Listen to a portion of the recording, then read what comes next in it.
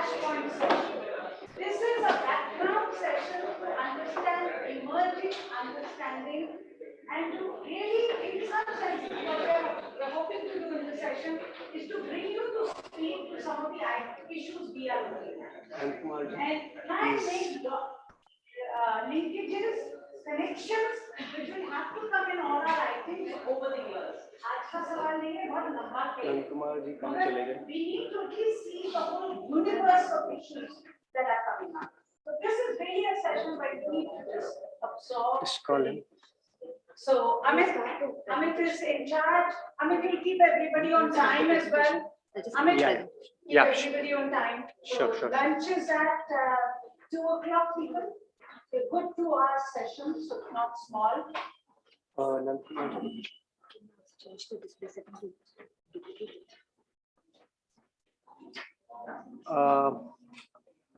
Okay, very warm welcome to everyone.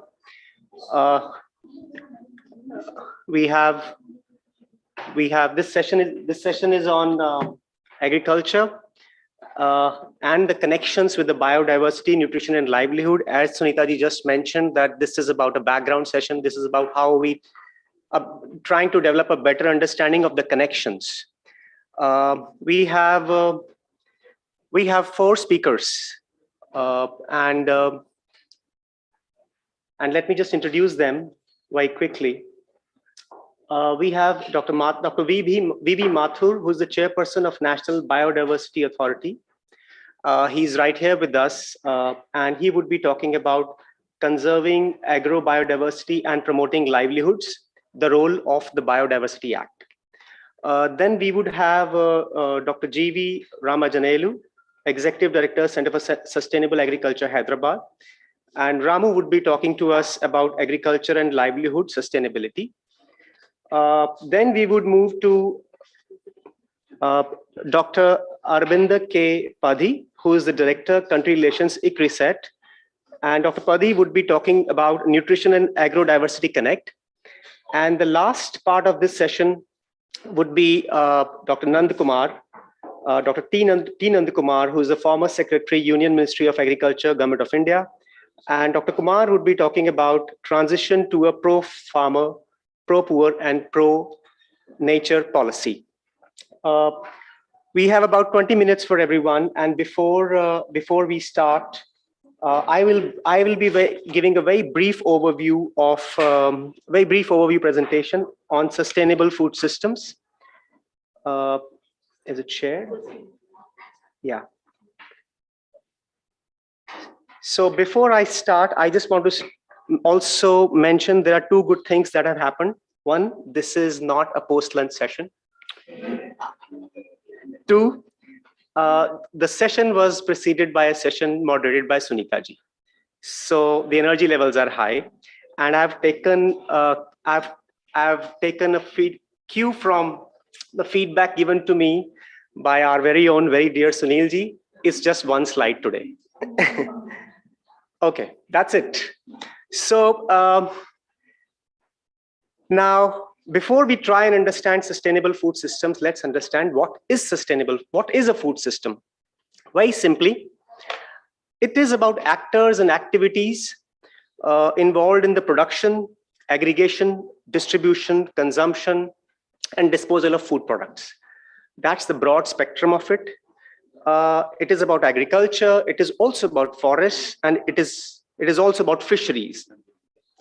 Now, there are some subsystems to it. Waste management system is a subsystem. Input supply system is a subsystem in this. And then, of course, farming is one subsystem. And all these systems actually interact with other systems, which is about the trade, the energy system, the health system. So that's about the food system. And over the last few years, there is a very clear understanding that the way we are growing our food and the way we are eating food is something that has lots of problems. And this status quo cannot go on. And a lot of times this is viewed in terms of what would happen in 2050 when we would be about 10 billion people. And in that context, the sustainability word is rather being discussed nowadays, and that's where we also think that a lot of traction that has developed on this subject. For example, in 2021 actually, there was this food systems, UN food systems, which essentially was about how transforming these food systems, making them more sustainable, would lead to attainment of sustainable development goals by 2030. And of course, there was lot of controversy around that it has been captured. It is like the corporates have captured that food system, but nevertheless, the debate, discourse, discussion on transforming food systems and the need for sustainable food systems is much more than ever. So in that context, we also have been thinking about, I mean, this team was a food safety and toxins team till about, let's say, a few months ago. And we were contemplating and ruminating how we now start talking about the larger issues. And therefore, we thought, let's figure out what are the key areas based on our competency or capability or skill set, and of course, based on their possible impact. We kind of created this wheel for us, and this wheel essentially is not a complete wheel. It's not written in the stone. It's not a carving on the stone. It's like we'll keep on moderating it. But this is just to give you a sense on what are the connections that we see are important as on today. So we have divided this into three. So this is about sustainable food systems and three broad connections. You can see nutrition and health. That's for the people who are eating food. The second pillar is about people who are producing food, the farmers, and their livelihood. And the third is about what both these pillars are in a way, how those are linked with the third important element, which is the environmental toxicity and climate change. So I will very quickly talk about each of these smaller thematic areas, if I may say so. I'll start anti-clockwise from the nutrition side. Let's talk about diet. What are the key issues? Balanced diet, diversity of diet, local diet. Then, of course, there are some questions. Is there anything called a balanced diet? What should a balanced diet be? Is local diet in itself not a balanced diet? So these are also the questions that one has to keep in mind. And we are, of course, studying and trying to understand how things will unfold. And this transition in diet is happening. We all know we are eating more packaged food. We are eating more ultra-processed food. And all this is happening. And at the back of it, we know that there are about 800 million people who sleep hungry. There are about 2 billion people who are either overweight or obese, which is about 20% of the world population. You have, at the same time, that the third part of this triple burden is micronutrient deficiencies, which again is a very substantial proportion of the global population. So we are producing a lot, and we want to produce a lot, but still a lot of this is the spectrum is overweight, obese on the one hand, and starving and hunger on the other side. So what role this diet has to play? These are the areas. Then, of course, is meat consumption. Now, this is an issue which is largely about our fascination with the protein. And of course, there's a question, is the need for protein as we hear today, is that real? Somebody coming up on TV and saying we need 1 gram of protein per kilogram body weight. Is that the right way to understand that? And then, of course, it's about cheap protein, animal proteins, and how sustainable is that? Plant-based proteins versus animal-based protein. So this is another issue. And then, of course, there's an issue of the Indian meat consumption. Let's say per capita consumption is about 2.5 to 3 kilograms versus, let's say, 100 plus kilograms of per capita consumption in many European countries, and how the global discussion and debate happens around that. Ultra-processed foods. Junk foods is what we are talking about. And the major issue here is the connection with the NCDs. But from the policy point of view, it's about how to regulate the marketing of these, advertisement of these, labeling of these, availability in schools, promotion, celebrity endorsement. So these are all issues. I mean, just yesterday, I and Sunita ji wrote a big comment on how the new FSSAI proposed labeling system of front of the pack, how diluted it's going to be if it is going to be the way it is now being projected. So it's clearly a big area that needs to be addressed. I can't really share more details about it. We just did a cover story on Down to Earth 3-4 months ago, where the history of 10 years of this discussion on FOPL we have captured, and how these delays and dilutions have happened, how a weak regulator and a powerful industry are creating a system which perhaps could be very dangerous and disastrous for the consumer of this country. So that's where we are. Industrial food systems, we talked about it the other day and tried to link it with zoonosis, but it is much more than that. It is, of course, also about climate change. It is also about, again, the nutrition part of it. So that was the animal part, but it is also about how we are processing the food. It is also about how essentially it's few companies in the world who are actually controlling most of it, the way what we are producing, and are they giving us any choices, real choices, or what we are eating is actually being influenced by many of these corporates. So a lot of that part is here. Antimicrobial resistance, we all know, is a silent pandemic. We have heard a lot about COVID. We know we have faced about COVID. But the point is, we know it because it has hit us. Antimicrobial resistance is a silent pandemic. It doesn't hits us like that. It goes in the undercurrent. And the recent Lancet study mentioned about 1.9 million people died directly attributed to the AMR. It's like antibiotics are no longer effective. And our intervention to that is the non-human part of it. Of course, there's an overuse and misuse happening on the human side, but our intervention is about the misuse and overuse of antibiotics in the animal production, in poultry, in dairy. That's the issue here. And one major area is the use of critically important antibiotics, which are last resort antibiotics for humans, cephalosporins, fluoroquinones. There are many classes which are, and that work is happening across the world amongst the tripartite, if I may mention that, which is FAO, WHO, and OIE, and now the UNEP has also come into picture. We are also a part of the global leadership group on this, and we've been part of the global policy making process, trying to influence that from the perspective of LMICs, but it's a big issue. And the non-human sector, because of the sheer size of the animals, let's say the big animals, the cattle, and because of the population, it is very well known that maybe about, I mean, in some countries they have documented it. For example, in US, 3/4 of the antibiotics produced is actually used in animals. We do not have that data for India, but the general understanding is a lot of antibiotic that is produced is used in animals, and that is causing a lot of problem through food, in the residue form, through environment. So that's one major area. Then it's about prevention, how the water connection, the dirty water connection with the stunting. And we all know stunting is about food, but it's also about the infection. So that's the area. Coming to the right side of this wheel it's about affordable agriculture.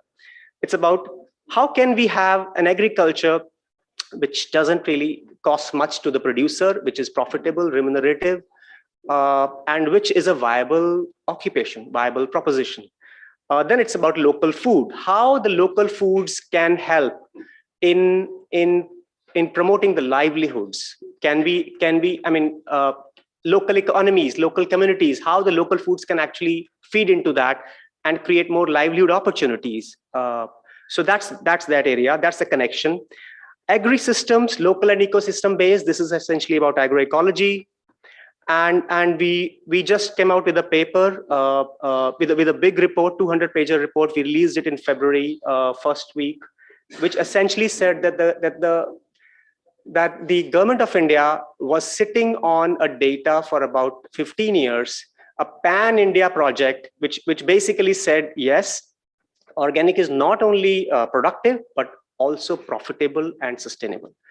And there's a 15 years of data that we analyzed, which was there with the ICR Institute, the National Institute of Farming Systems Research. And if you could see that report, you'll understand what I'm trying to say, that it's despite the fact that it was so much promising, the research was there, the data was there, why we still had just 300 or 400 crores of rupees as a national budget for organic farming compared to 1,31,000 crore rupees of subsidies for chemical fertilizers in 2021. That's the disparity you can observe. One major issue is market access. I mean, we know that if the non-chemical farming is to be promoted, there are risks. there is a transition time. Who will cover that? That's one part of it. But the other part is, even if they are successful, where do they sell? Would they get premium price? Would they even be able to sell it? Because there's an issue of trust. There's an issue of traceability.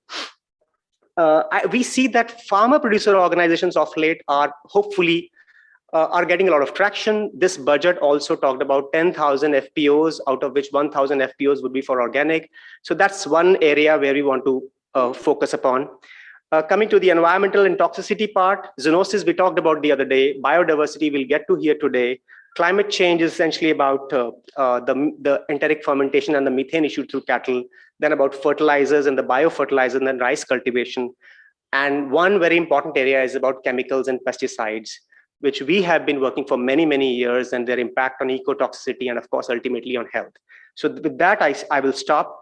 That's just to draw broad linkages to give you a perspective so that we hear our eminent speakers and kind of absorb the discussion much more better. So with that, I would like to now call, thankfully we have Dr. Mathur with us here. So he's not on, he's here with us, Dr. Mathur. I think you should come here and we can start. Yeah. Just let that the other part is.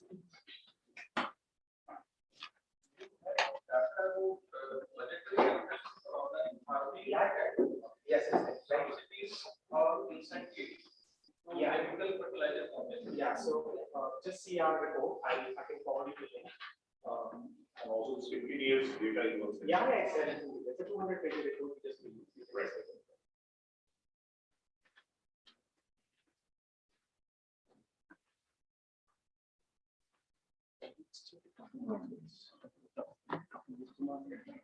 That's okay.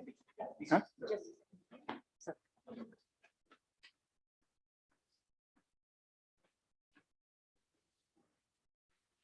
Good afternoon to all of you. And thank you, Amit, for setting the context of the session. But as you saw, that diagram which you showed had many things over there. So it is a broad-based session. I would try to again expand it a little more to put the context right. And as you can see the title, we are talking of a discipline, agrobiodiversity, talking about conservation of agrobiodiversity. But the idea is to link it with livelihoods. Whatever we do under any act, whether it is forest or wildlife or biodiversity, we need to look at the livelihood issue. And I want to bring to your attention this act which Government of India enacted way back in 2002. We are now in 2022. So 20 years from now, 20 years ago, we created this act. And while many of us are quite familiar with the Indian Forest Act, which came in 1927, or the Wildlife Protection Act, which came in 1972, unfortunately, the understanding about this act, what it does, what it is supposed to do, is not to that level. Maybe 20 years is not enough time, or maybe there are other reasons as well. But when we talk of a discipline, which is a combined discipline, agrobiodiversity means agriculture and biodiversity, some confusions are bound to come. So the agriculture scientists, they view the Biological Diversity Act in a different way. And we in the field of biodiversity, when we deal with agro, we think it differently. But what I'm going to explain in the next 20 minutes is that there are many things in common. And ultimately, it is the livelihood of the people, which is very important. And I will go to that extent that if there is one act in this country which really cares for the livelihood of the local people, whom we call as the conservers of the resource, it is this Biological Diversity Act. So, okay. Moving a little further, see, centers of origin. A little bit of biology is inevitable for everyone. So these are the centers of origin, and India occupies a unique position that we are among the 12 countries in the world, the rest of them you can see on the map, which are known for centers of origin as far as cultivated plants are concerned. And within our own country, when we look at Northeast, it forms a very important area of concern. In fact, we say it's the cradle of flowering plants. So that is the kind of importance is required for cultivated plants, and that is why there is so much of interest in it. Now we all understand species, and I think we all eat mangoes. The point I am making is that in our concept, mango is one species. But see this picture, 45 varieties of local varieties of mango. Each one is very important. The entire pickle industry is dependent on that. And today when we talk of climate change, and these are all locally adapted. So if the climate changes, if the microclimate changes, then one of these species is going to disappear. And that is why we are now talking of the significance of conserving biological diversity. And that is how the Act comes in to take care that these varieties or subspecies that we have are not lost. So not only this, now you look at traditional varieties of rice in one single district in Wayanad. See this range of variation, and this is something which has to be appreciated because these are grown not by scientists in the lab. This is the point I'm making. No offense indicated to any agriculture scientists or institutions in the country, but these are the ones which are conserved by the local people. And what is our Act doing? What is our government doing? What is the mechanism that we have that these varieties that get protected? These are not lost over there in this wave of monoculture and mass production and so on and so forth. These people, they do not get a raw deal out of that. Same with Garcinia, same with citrus, we know that. So these are the kind of issues which are germane to the Biological Diversity Act, which is, as I said, either understood or misunderstood. But let's look at the broader picture. We are now talking of something like 4 lakh species, which are globally identified plant species. But out of these 4 lakh, see this number, 5,538 are the number of crops used by food for humans throughout history. So we have that larger canvas, but we come back to this 5,000, but then you see the next, rice, maize, and wheat. These 3 species are currently providing more than 50% of the world's calories. So that is where we understand the importance of cultivated plant and the matters related to that. And there are just 5 animal species, and along with 12, which are providing 75% of the food. So this is what something should set in our mind, that what is the context, what is the legal framework, what are the kind of impediments, and why agriculture scientists and biodiversity scientists need to work together. And why, if any one of you has a law background, needs to understand that how our respective laws need to be worked in this. So one more example, see what has happened. The world's production of crops is growing. This is a 30-year, from 61 to 2009, developing countries are actually leading that. And so is the happening on the undernourishment, which has really decreased, which is good for the world, good for the planet. But these are the kind of a relationship, but there is a catch here. As you can see, it has come at a cost. And that is the cost which we need to discuss. We need to understand that what is that cost? The cost is loss of local varieties. I pick up 2 examples. See all the domesticated breeds. We are now in the state of Rajasthan and Gujarat and adjoining states. Huge number of cattle breeds are there. Each one of them locally adapted. But against the Murrah buffalo, against the hybrid varieties, we are losing them. And what is the incentive? What is the protection that we give to the people? And more than protection, if I am a farmer, if I am an agriculture or animal husbandry person, I would like to know that is there any incentive? Why should I protect that? Why should I not go for a hybrid variety and increase my production and increase my money? Same thing is happening over there, that our resource base, the number of species which is declining, and gradually over the period, while we have moved on the food production high, we have lost on the species. One important point I want to make about the seed systems in this country. This is also very germane to our discussion today. These seed systems, these women who are traditional farming people, they are responsible for a very large number of things that happen in the agriculture sector. Again, saying that not in the scientists of universities and the agriculture labs. These are the people who are looking into innovations. Large number of things that they are doing, and they are innovating the way in which food is produced, the way in which they rely on the seed system through exchange, through barter, and so on and so forth, irrespective of whatever legal framework then you and I can create. So these are the kind of things which are existing, and that gives a very unique thing to our Indian agriculture system. And we need to ensure that these systems are preserved and protected, because they are working, they are functioning. Of course, there is a decline like in everything else, but these are very, very important for any discussion on agriculture over there. There is also a point of nutritional security that has been put in this session. Very, very important. Now we say that we have a self-sufficiency in food grain production system in the macro sense. But see the next line in that. Quarter of the world's food insecure people. Very interestingly put, food insecure people are living in our country. And both in terms of macro and micronutrient malnutrition is widespread. So on the one hand, we talk of food sufficiency, growing production. At the other hand, when you start looking at it, we run into that kind of a problem. More than 18% women and about 16% men are unable to access enough food to meet their nutritional needs. So these are the kind of issues which make us think that are we treading on the right path, or we need to do a correction, or we need to do some talking and thinking, or we need to increase our sensitization on that. And then obviously there is a global hunger index. We may agree, we may disagree, but then see where are we ranked.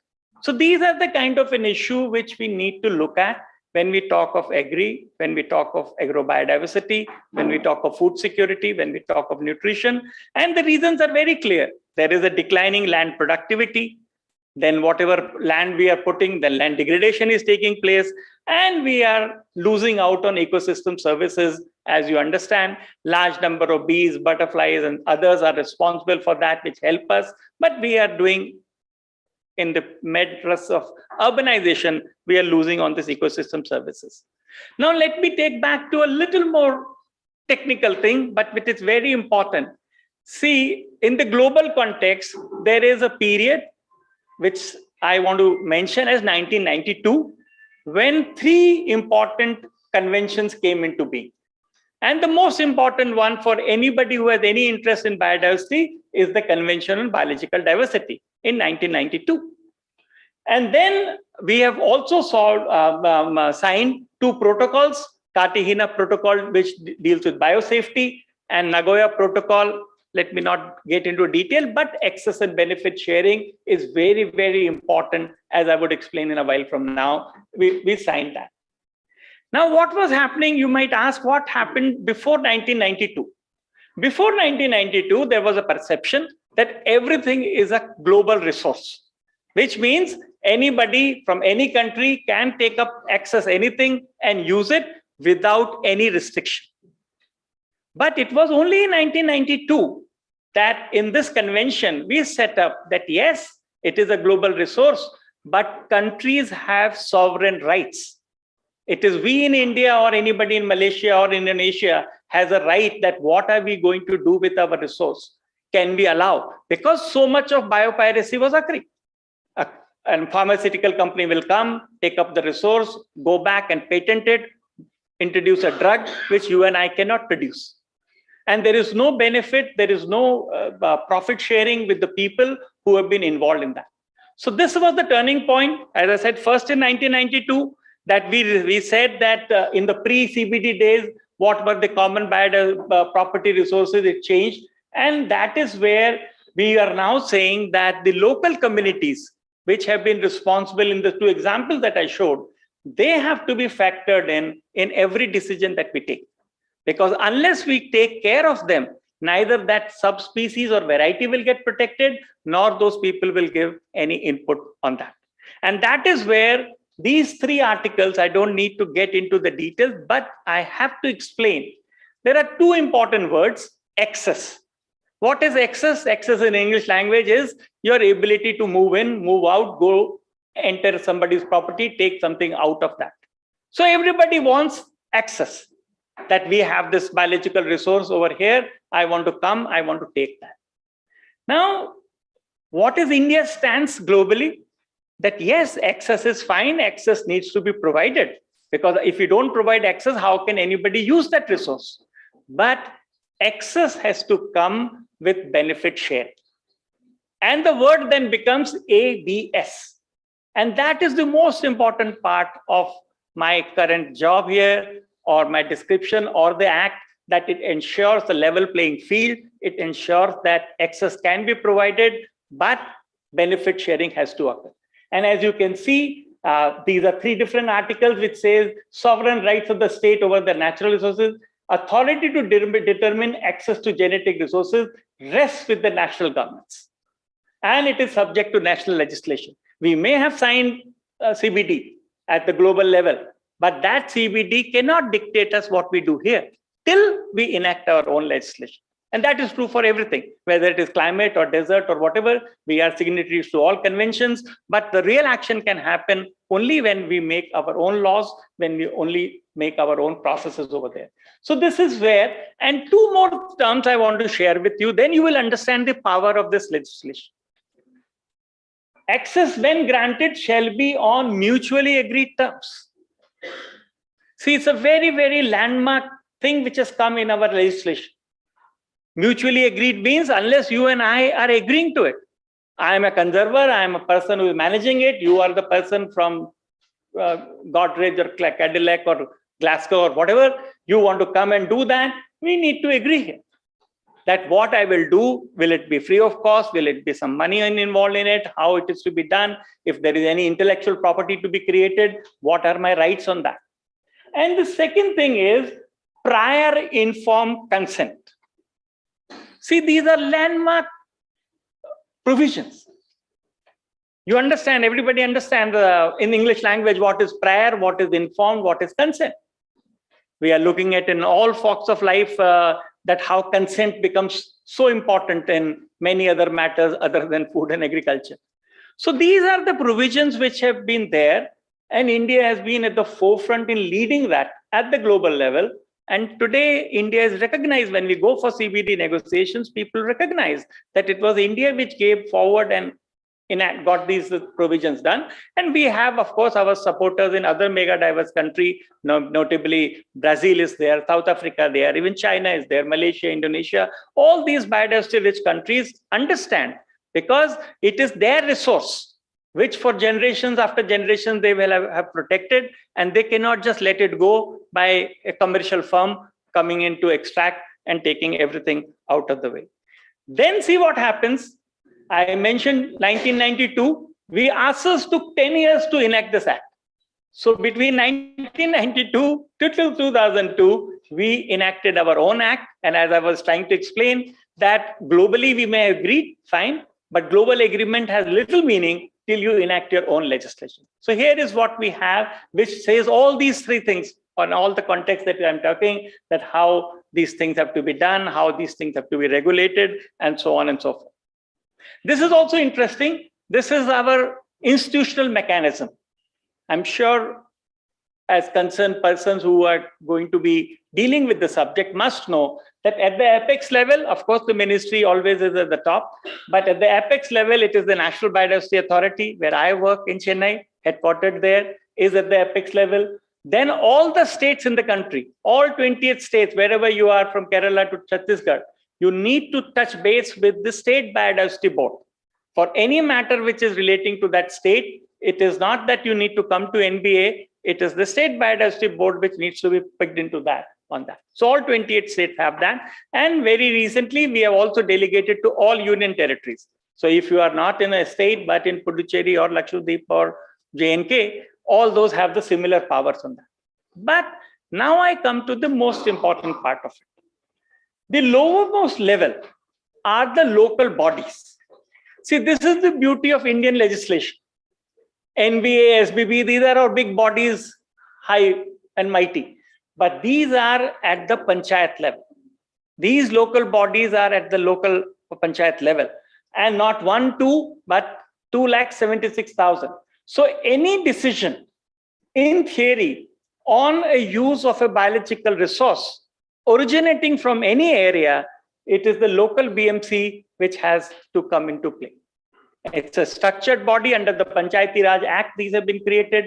They draw their power under the BD Act. There is a complete mechanism in which how they are to be constituted, how they have to use. You may argue and say that, are they effective? So my answer is yes. This is a big question before us. Until 3 years back, we had also not constituted these local bodies.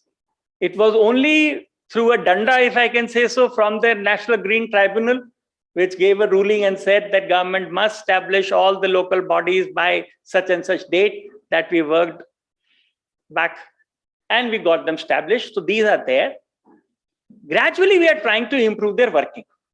But the decision to take, whether to share or not to share, whether to sign the consent or not to sign the consent, is to come from that.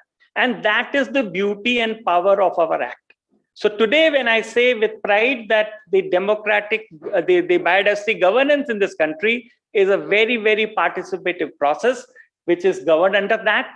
Yes, I do agree that all BMCs or majority of them are not active, but it's a matter of time that we are working with them to make them active. But make sure that when you do a story, when you do a write-up, check with it. Is a BMC existing there? Is a SBB active over there? And take their viewpoint, because it is only through them you will be able to get to the people and say that whether they want to share it, whether they know that their resources are being shared or not. Now, very quickly, I need to run. So NBA has, again, you have understood the regulatory function. We have to implement the BD Act, but we also have an advisory function. Any sector that you come to belong to, if you need a particular thing, I want to set up an industry, are permissions needed or not needed, this and that, everything comes under that. And what we are now trying to do is a facilitative part. See, government is always seen as something which will tighten up screws and which will say, this cannot be done, that cannot be done. Well, that is also one part of it. But we can also be facilitative, and we need to look at the entire functioning of the NBA or the BD Act in the context of regulation, in the text of advice, in the text of that. Yeah, I'll just move on several things and I'll come back to something very important. See, when I said that there is a friction between the agriculture scientists and biodiversity scientists, it's on many counts. Everybody feels that our freedom, our fiefdom is being taken. What I'm trying to explain that there are many things where the Biodiversity Act exempts that. If you are doing, for example, conventional breeding, all the farmers, all the local communities, if they are doing, I showed you that seed example, they don't have to come to NBA. Already the Act says that, yes, if you do commercial utilization, then you need to come. Otherwise, all those things, if you're doing beekeeping, animal husbandry, dairy farming, everything is exempt. We don't want to push and penalize anybody for doing that. Similarly, collaborative research. Many of our research scientists say that I want to do this research, we want to come in over there. Again, we are saying that if it is a collaborative research, it's been institutional research, it is done that, you don't need to come. So in this way, we have done several such provisions which are there, which are helping to conserve the agriculture biodiversity. I also said that those local bodies have to prepare a people's biodiversity register. This is a term, please keep it in your mind. What is a PBR? PBR is basically a documentation. What exists, what flora, what fauna, what Ved, Hakim, traditional knowledge, practitioners are there. Everything is to be contained as a document which is controlled by this local body. And that is where we are trying to improve their quality and so on further on that. I was talking about benefit sharing. If you want to use a commercial resource, if you want to make, if Patanjali wants to share, sell Chawanprash or anything else, if it is from biologic source biologically, then they have to share a small percentage of their profits. And this is where the act is very powerful. And I have no hesitation in saying that the industry is not so cooperative. While they would like to take anything on that, but these small, and imagine if it, on a 1 crore turnout, you are only paying 10,000 rupees. And this 10,000 rupees is not going to NBA. It is not going to the SBB. 95% will go to the local community from where that herb or that plant has been sourced. because we want to do two things. We want to incentivize that so that you continue to grow that species. And if you are over harvesting, then we provide means and mechanism to ensure that if threat status is high, then it is not. So this is something which no other act does. This act then takes you to the people, understands that, opens up thing, but it often also opens up conflict situations with others also. So lastly, I want to say, the question now is that this understanding, why is biodiversity mainstreamed, should be mainstreamed, is also very important. It needs to be done in all sectors.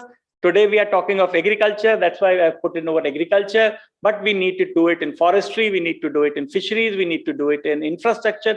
Everywhere we should see the footprint of biodiversity. It's not just the responsibility of Ministry of Environment, Forest and Climate Change. Everyone, and including as citizens of this country, and more importantly, we are also moving into citizen science. That citizen science, as a youth, you also should be concerned. So this is what basically wanted to say. As I said, lack of understanding, we are now preparing this guidance document that if you are a researcher, please have a look. If you are from Ayush, or from cosmetic, because see, as you would have seen, the act is very, very dull and dry. You can't just make out any real sense. Sorry, my lawyer's colleague, but that is the thing. So we are now providing that based on this. And we are also looking at a frequently answered questions that is now in the making on that. So sector specific guidance which are there. And basically, we want to promote the science and the society and the policy interface. So if we are talking of this, these three things need to come together. And everybody understands, since morning we were discussing, see, these definitions did not come yesterday. FAO provided that definition 20 years ago. All countries are using it. But now you realize the context is changing. Something more is coming up. Plantations are getting added. So we need to make a corrective step. So we need to look at the theory of change, as it is called, that why these changes are required, why these are needed, and of course, then move on to it. So thank you very much for providing this opportunity.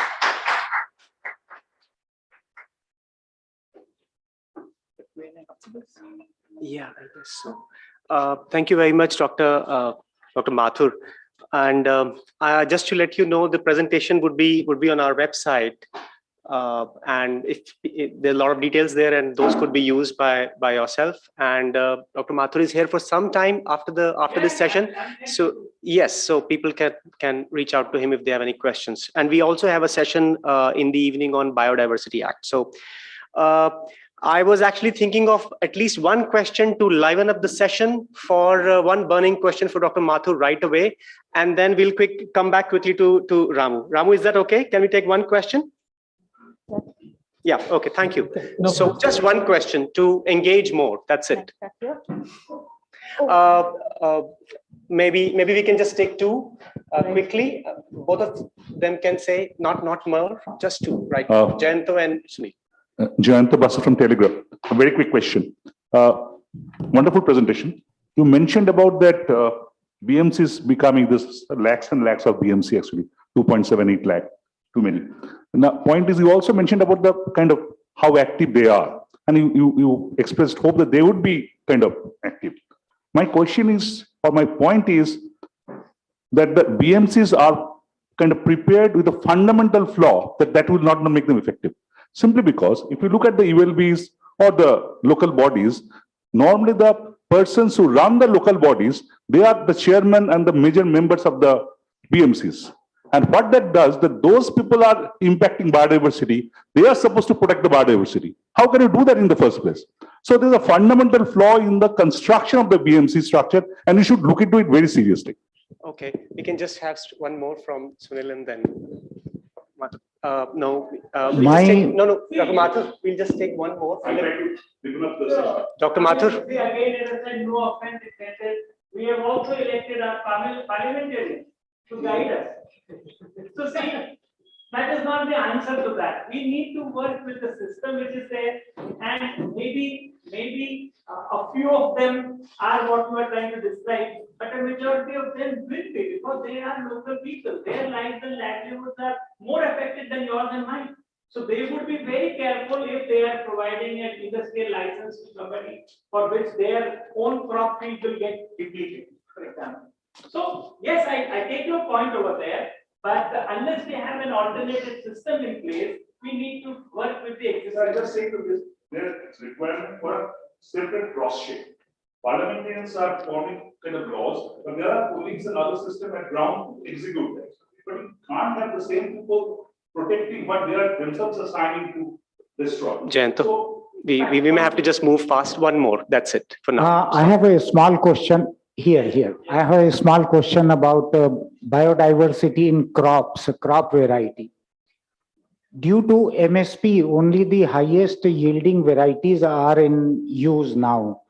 And as the Swaminathan committee has said that agriculture is a hardly economically viable, which farmers agitation and other platforms have also said. So who carries the ethical burden of keeping biodiversity alive? It cannot be farmer because it is a question of his economical survival. So it has to be either society or government or somebody other than one who is hardly surviving. Point taken, sir, you and I.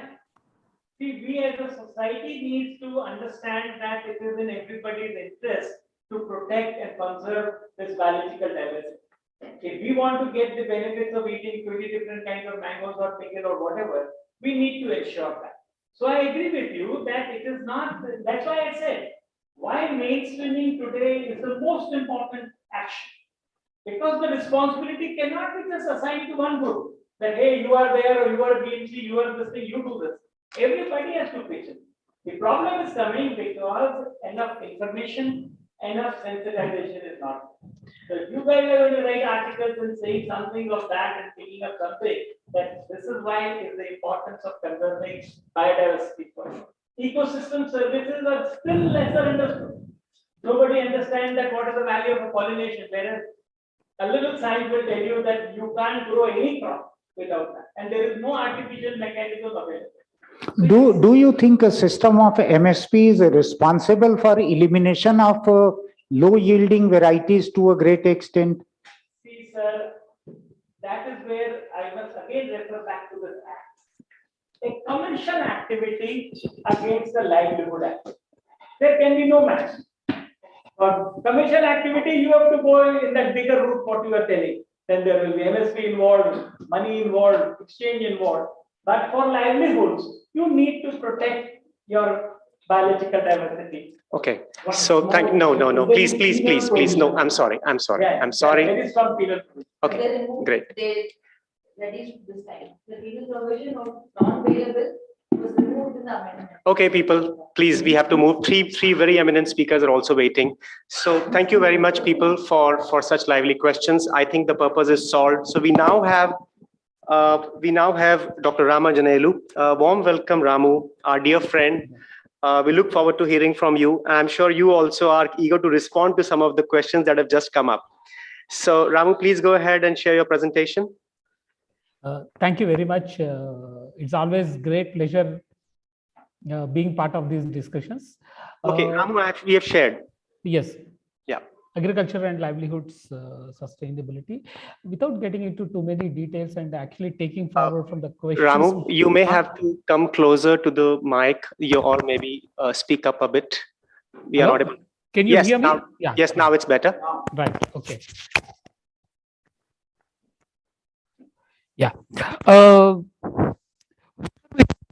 Agriculture largely it was focused on two crops, two states, not much focus on diversity, which actually India has, diverse growing conditions. We never focused on the diverse growing conditions. We never focused on the government, on the diverse crops and diverse requirements agriculture should provide.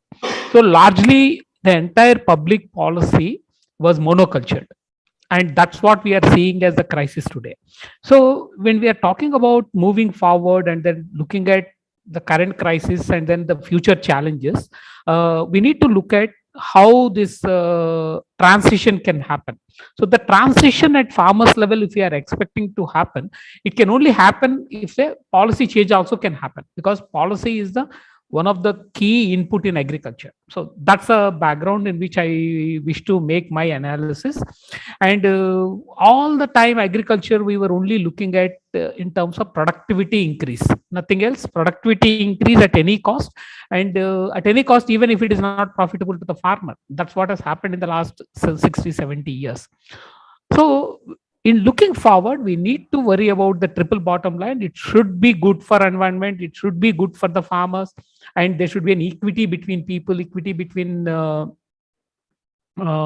areas, equity between generations. So I think these three issues need to be considered when we are actually planning the future of agriculture. Unfortunately, that is not happening. We are doing more of the same what we have done in the last 50, 60 years, but the expected results are very different. So we want a different results, but we are doing the same thing what we were doing all the last 60, 70 years. I think that's where actually the problem lies. I'll take a couple of examples and then try to explain, and also to basically put forth the current scenario where we have the how do we assess the current risks and vulnerabilities. Current risk and vulnerability, particularly from agriculture and agriculture-based livelihoods in the rural areas, if you take, they're all facing with a multiple uncertainties, not one, multiple. It could be from a climate and natural forces, unstable market conditions. There's a changing consumer demands. There's also access to credit is a serious issue. So many of them have to borrow from outside. And similarly, the global agricultural conditions and policies are changing significantly. In these multiple uncertainties, how do we deal with them is left to the farmer. Policy wise, there is no drive in terms of addressing these uncertainties. Similarly, across the country, there are various growing conditions. The risks are very, very different from each situation. And even the working conditions are different, environmental conditions are different, growing conditions are different, but we only promote one model of production which fits everywhere. So the entire public policy is around promoting one model of agriculture. That's the second major problem. Third, without getting into too much about agriculture, if you look at the other livelihoods, they're not getting strengthened because we are expecting that one farmer, one rural person will become expert in several diverse roles. So they are doing crop production, they'll be doing animal production, they'll be doing some wages.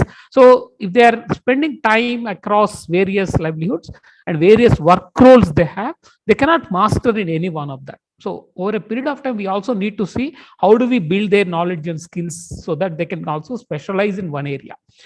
If you're not looking at that, if we expect that they continue to do all the same thing, they remain there. They remain there, and then we are going to have the same unskilled, unspecialized farming system, and then the unspecialized additional livelihoods which people do, and they cannot move forward. I think that's what we need to look at. So very briefly, I'm not getting, since all of you know very well, I'm not going into the details about explaining crisis in agriculture, but certainly one of the key factor is that the key production resources, whether it is land, labor, input, subsidy, capital, or even knowledge, is going out of hands of the farmers. They're not in the hands of the farmers. The land is getting alienated. The absentee landlords are increasing. Tenancy is not registered in this country, so they don't have access to insurance, credit, most of the support which is available, including the kind of direct income support measures government is giving. So we have large number of growing tenant farmers, but we don't have a policy in terms of how that can be addressed. Still, the landowners is what gets the benefit. The labor costs are increasing, but agriculture is unable to afford the labor.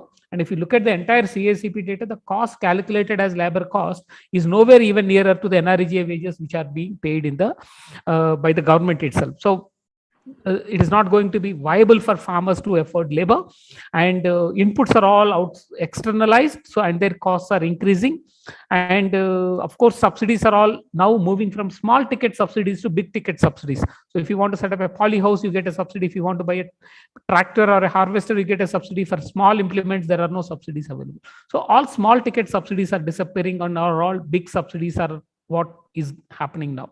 Access to credit, access to in the capital, all that is also a problem. Maximum about 50% of the farmers have access to institutional credit, and it varies between states. And even in that 50%, if you look at large number of people, particularly in states like Andhra Pradesh, Telangana, Maharashtra, where absentee landlords are higher, that the landowners who get the credit, not the tenant farmers. In that situation, where your production resources are not in your hands, and yields are getting stagnated, and the prices are also not very remunerative, risks are increasing, that's a crisis. So how do we reduce risk? Immediate risk in the seasonal risk about pests, diseases, droughts, floods kind of thing, or how do we address the long-term risks, which are ecological risks? There is no plan at all.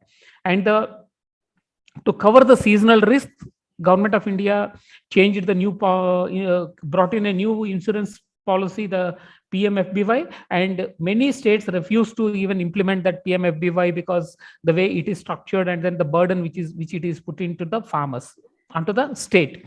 So without reducing the risk in agriculture, expecting that an insurance cover will cover the risk is not going to work. So we need to also have a comprehensive approach to reducing the risk. As a result, when the yields are stagnated, prices are not being remunerative, incomes are lower. So we may be expecting that there is we can double the incomes in the next 5 years, when like in 2016, when the Prime Minister said we'll double the farmers' income, but we are nowhere nearer to that because the interventions were not planned accordingly. The strategies were not planned accordingly. Exactly what they were doing for last 30, 40 years, they did the same thing. So that's what is resulted in the whole crisis. So for example, if you take the fertilizer issue, lot was talked about chemical fertilizer, and then there's a lot discussed about moving towards natural farming in this country, but it is left to the farmers to move towards natural farming. Let's look at what is the ability, what is the viability of chemical fertilizer use in this country. Nearly about 64% of the fertilizer subsidy is given to only urea, and all other fertilizer costs are going up. And then we expect farmers to follow a very sustainable, proportionate use of NPK, which is not happening. Soil organic matter is going down, and there is no support for increasing the soil organic matter. The small support which was brought in last time for supporting the compost was also withdrawn. So obviously we are not going to go towards, and this is not going to take us any far. Similarly, there's a crop response ratio is going down significantly from 13.4 kg grain for every kg of NPK in 1970. Today we have 3.7 kg in 2005, and 2020 it is much lower, around 2.4, 2.5 is what is the numbers which we are talking about. And in that situation, still in the budget, if you see, heavy allocations are made only for the chemical fertilizers. Nothing has been made for the natural farm. So if the choices at the government level are not modified to drive a policy, a practice change, it is not going to result in any sustainability. One of the very important factors, it's not only between the fertilizers, between the crops, there is an issue. It is also between the regions, there is an issue. The Punjab, which has less than 1% of the cultivated area, consumes more than 12% of the chemical fertilizers. Whereas there are many states which actually don't get any support from these things. So we need to look at how these policies can change. So without getting into the much details about the production practices, let's look at what has happened in the last, say, 2014 to 2018 in terms of incomes. The monthly incomes have increased from 6,426 to 10,000 rupees. So nearly 40%, around 40-45% kind of thing. Total income has increased from 77,000 rupees per annum to near about 1,22,000. But if you look at actually the income from cultivation is only 23% increase in all these years. Major increase came from actually livestock, and then the wages and salaries. This is where actually the major income gap. These two components are combined in the national sample surveys analysis, actually these should not have been combined, because wages is very uncertain, salaries are more regular income, but it's not salaries, it's mostly it's the wages which has increased. Given that situation, any policy, if you are looking at livelihoods, we need to focus on how do we increase this income, and then how do we increase support to the farmers so that this income can go, because the land area cannot increase with the farmers. Average land holding is only getting dwindling. So we cannot focus on that. This one we need to focus on, and we also need to focus on non-farm businesses which can be improved. The amount of investment which is going to the urban startups, if the urban businesses, it's not going into the rural businesses. So can we look at this area as one of the potential area so that it can also get increased? It is something which we need to look at. So the way forward would be agroecological sustainability framework has to be adopted in terms of assessing the performance of agriculture and its support systems. It is not just yield. We need to do that. We need to develop transition plans at the farm, district and state level. We need to focus on recasting the support systems and subsidies. We also need to have a 3 to 5 years handholding support for the transition. It cannot happen on their own, expecting that farmers will conserve diversity, expecting that farmers will conserve soils, expecting that farmers will do all good, but government will continue to do the same thing, is not going to help anyone. Similarly, institutionalizing community extension systems and marketing systems through FPOs is something which is very, very critical. We need to think through and decentralize the procurement. Why centrally procurement should happen? PDS procurements which were happening in 60s, 70s need not be continued. Let the state decide what can be produced, what can be locally be distributed. Then based on that, they can make a plans of cropping patterns, etc. Otherwise, everybody will only grow rice in this country, and that's what is happening across. And with this change, we also need to look at how do we reorient agricultural research and education. And lastly, if the income from crop production will be only about 30 to 40% of the total income of the farm households. Unless the additional income sources goes up, they are not going to be sustainable. And for that to happen, we need to have livelihood security plans based on the assets and opportunities available with the families. And based on that, we need to look at have a long-term plans. And to have a long-term plans, it should be built into the livelihoods missions and the regular schools and colleges about the building knowledge and skill. Today, there's nothing of that sort. There's nothing which builds knowledge and skills about any of these livelihoods or agriculture in the school education at all.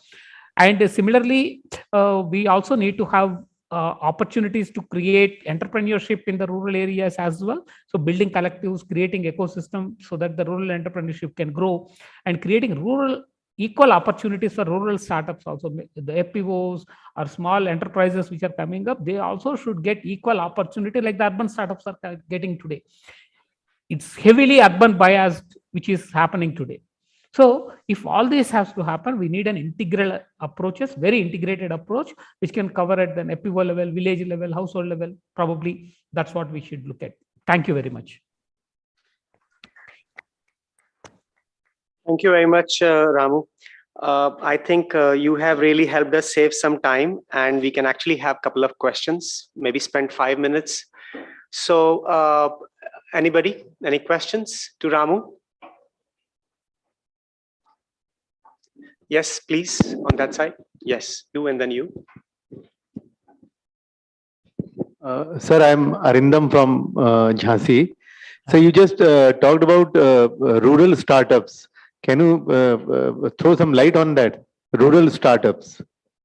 No, I'm saying many of the rural enterprises, which can also be considered as startups, right? See, for the first time, if somebody is getting into setting up an enterprise, they need support. They need an incubation support, which is not much available. If you look at any of the incubation centers in this country, 99.9% of them are all from the urban areas. An engineer doing a millet processing unit, or someone doing some biofertilizer unit. But why are we not getting from the rural areas? They're not getting because there is no focus on that. There's no support over there. So we need to come up with that kind of incubation policy for the rural enterprises as well. Because the entrepreneurship development is not part of any of the course curriculum. There is no ecosystem to support such initiatives. It need not be the same as the urban startups which are based on bigger innovations. It could be smaller supports which can be available. But not much is available. Say, Honeybee Network has brought out several rural innovations which have been done by the people. But how many of them actually got support, the kind of support which urban startups have got it? So innovation support is something which is very, very critical. Particularly when it comes to agriculture, user-developed innovations are very critical.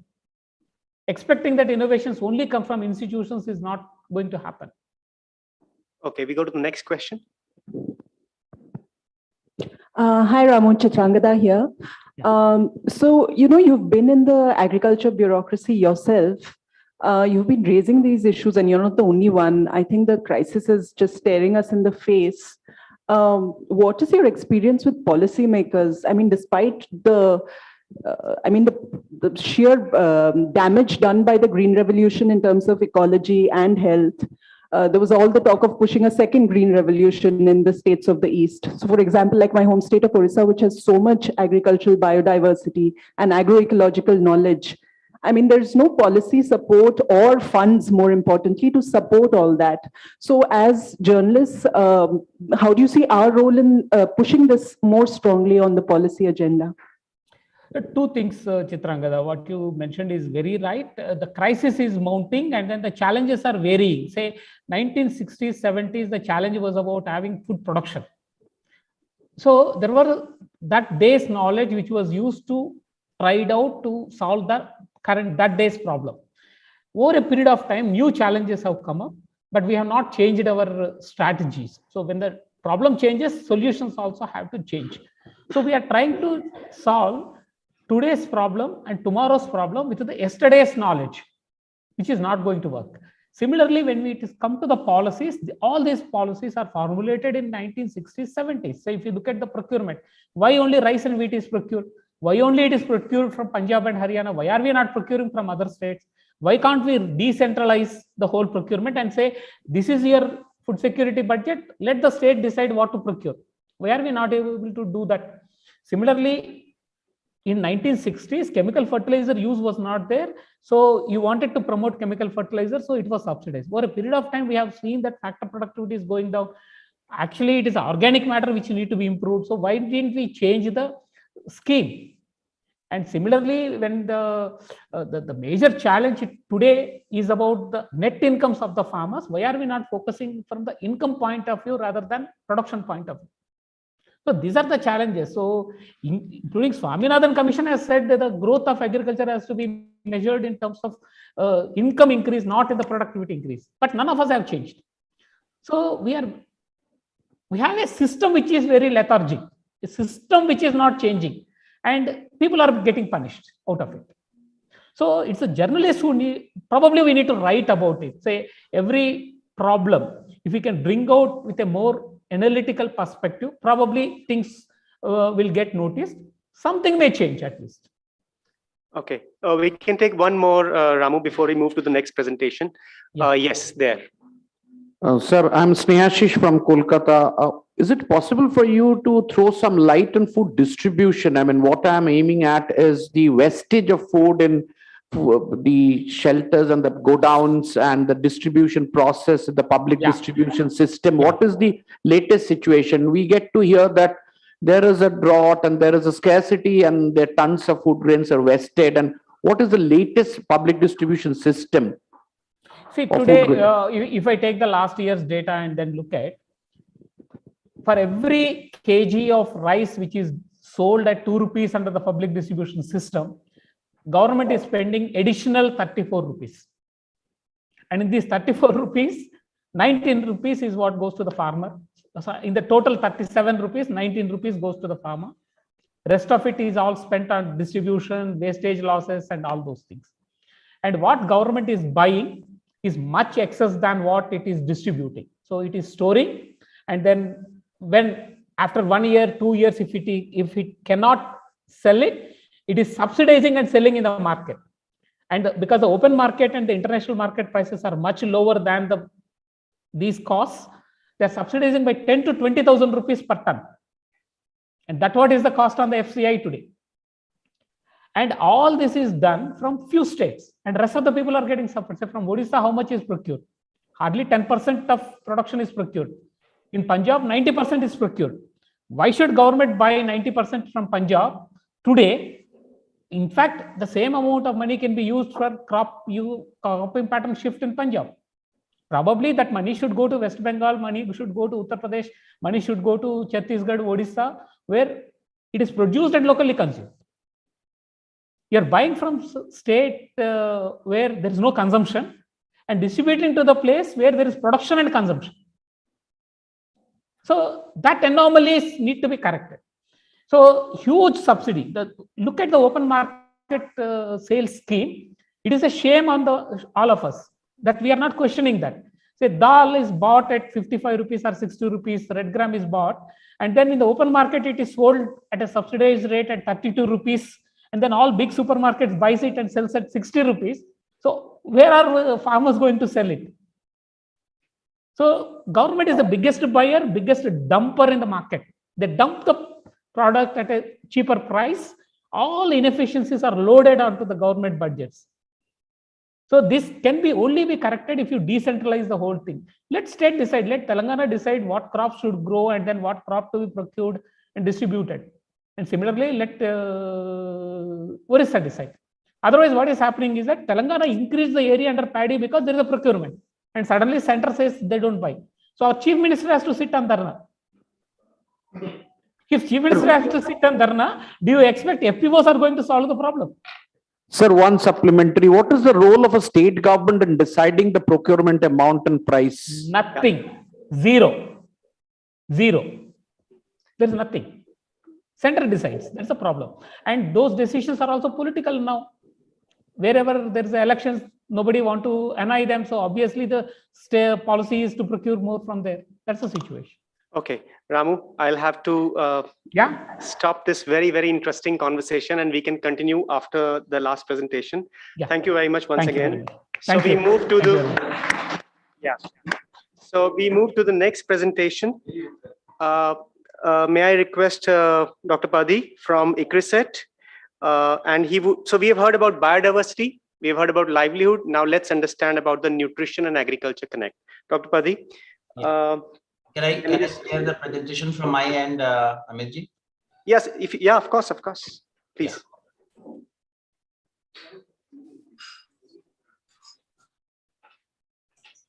Can you please confirm that you are able to view it? Yes, very well. Please go ahead. Thank you so much for this opportunity. And we have already heard Dr. Mathur and my friend Ramu. And Ramu was getting into the political economic question, which is very broad. But then I will confine my presentation on the nutrition and the agro biodiversity connect. And I will just speak from the research angle.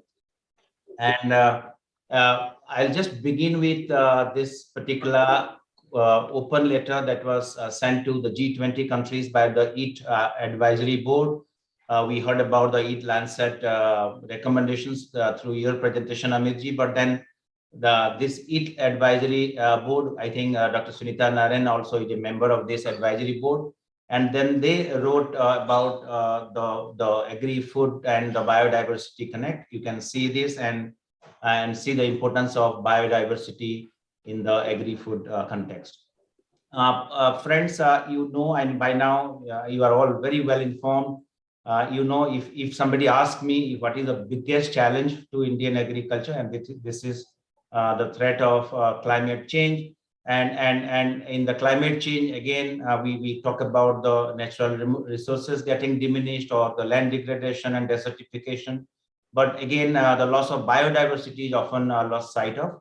Dr. Mathur dealt in very greater details as to how we need to conserve biodiversity and how we can make sustainable usage of them. I'll talk about them. And then, of course, we know about the depleting water resources and the market information asymmetry and so on and so forth. Friends, but I think Ramu mentioned about this, and I would just like to spell a bit further. We know that agricultural systems are dependent on the biodiversity of the crop genetic diversity or the pest control or the animal mediated pollination, the honeybees we are told about, or the healthy soils that everybody is talking about. But then this modern agriculture has in fact sacrificed the long-term safeguarding of the biodiversity-based services, or which we call as ecosystem services.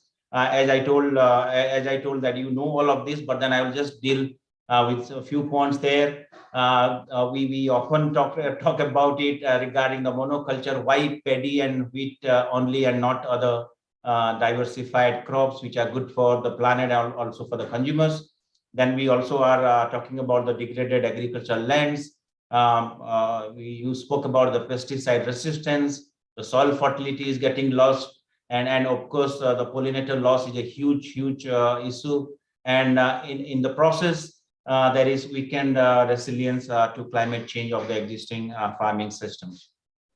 So, and I think Dr. Ramanjanelu, my friend Ramu spoke about it, that a farmer, a smallholder farmer faces several risks. It could be from the cost of his or her produce to the pest and disease incidences and to various other risks. But to my mind, the climate risk is the greatest disincentive for him to invest further in the farming enterprise. Friends, we were told about the malnutrition challenge. Dr. Mathur spoke about it as to how even though we have achieved food security to large extent in our country, though not in pulses or the oilseeds so far, but food security, if we speak, then we have achieved near self-sufficiency, but the malnutrition burden is a huge challenge that the policy space has to face with. And as you are all very well informed, you know that if we talk about achieving the global SDGs, if India doesn't achieve, then I think then it will be not ever possible that the whole global target could ever be achieved. So what could be the agriculture nutrition nexus? And we all know that agriculture is the greatest source to bring the nutrition connect there. And I have listed out few points there as to how agriculture could be crucial for improving nutrition security in our country. And we all know that there has to be a synergy between the research, policy, and the programs to fill these gaps. So I have just listed down what could be the policy pathways for achieving a climate resilient agriculture. I have just listed down to inform you that many such pathways in fact connect the agro-biodiversity and the nutrition that we are talking about. I just spoke about the diversification everybody is talking about, but then it's not, it's easier said than done. I mean, switching over to a climate resilient or nutritious agri-food system is not easy. The political economic question is there. I will discuss in the subsequent slide just a little bit of it. And then, of course, we need to have the resource use efficiency, particularly in the water sector.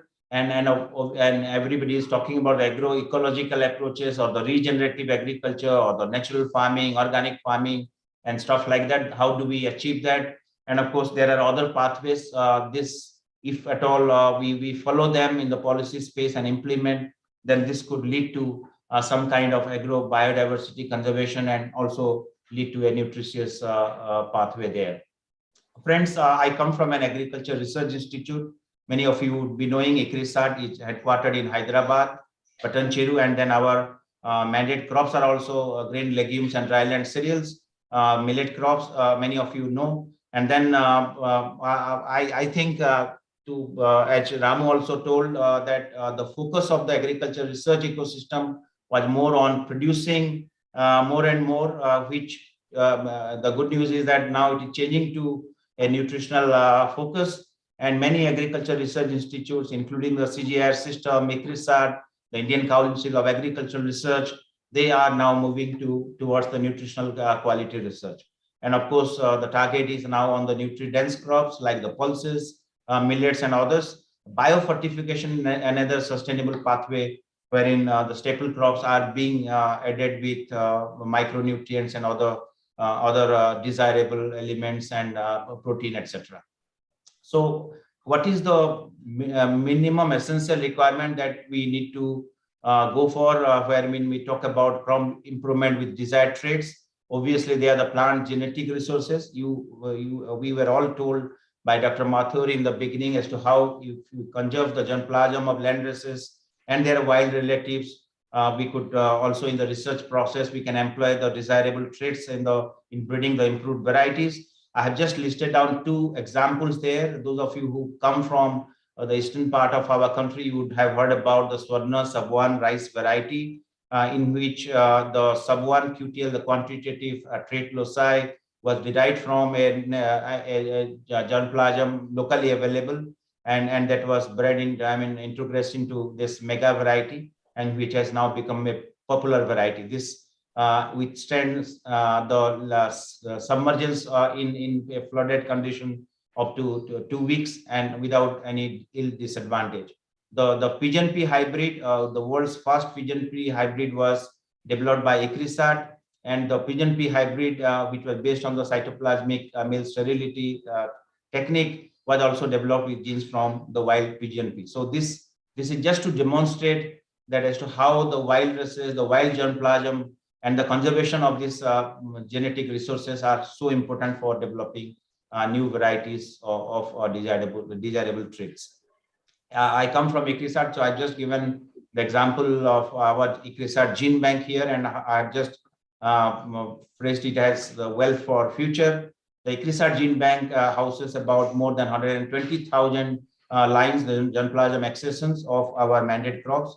As I told, the sorghum, pearl millet, finger millet, ragi, and chickpea, pigeon pea, and groundnut. And for the last 50 years, the gene bank has distributed about more than 1.4 million samples, about 8.45 lakh samples to various countries, and also equal amount to various scientists in different institutions. They are extremely rich, and they can be employed for development of new varieties.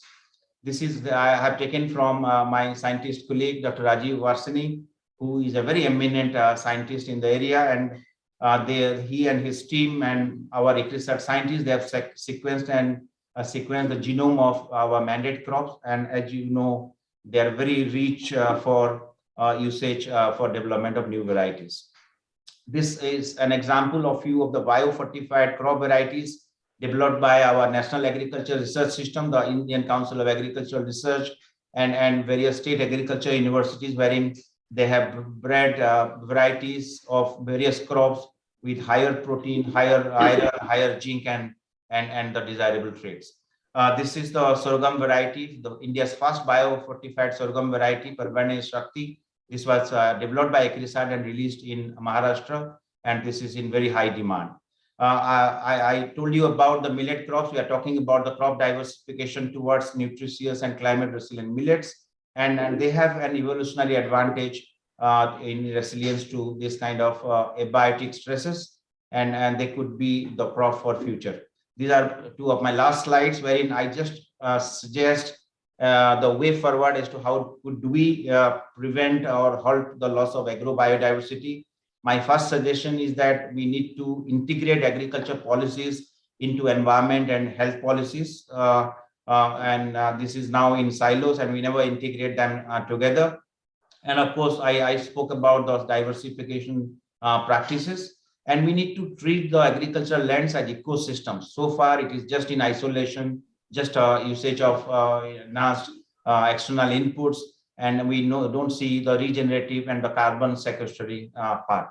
And of course, Ramu also suggested that we should invest more on the research and innovation ecosystem, and we should also have a concerted and systematic efforts for collection, conservation, evaluation, and utilization of germplasms. This is my last slide. I would also strongly advocate that we need to create consumer awareness on the importance of diverse diets and all that come from a sustainable agri-food system. I think there was a question from the audience that if we have the same MSP regime for all crops, maybe this would not work. I think that is a very intelligent suggestion, that we need to have the pricing mechanism differently for this kind of healthy and nutritious and safe foods. And of course, we need to also prevent losses of nutrients and halting biocides and other pollutants to the entire ecosystem. And of course, Dr. Mathur spoke about it as to how we can recognize the role the farmers, the conservers of natural biodiversity, and the women and youth could play in the entire process. And we need to protect at least the remaining natural ecosystems from further expansion and extractive activities. I wish to thank each one of you for this opportunity. Thank you so much. Thank you very much, Dr. Padi. If you can just stop share. Yeah, great. Thank you very much. Questions, please? Yes, Sunil ji.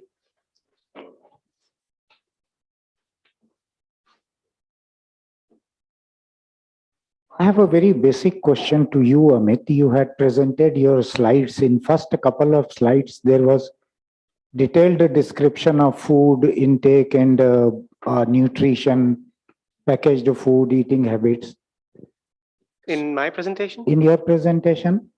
No? I just presented one slide, the wheel. Okay, fine. It was in some other presentation. I got confused.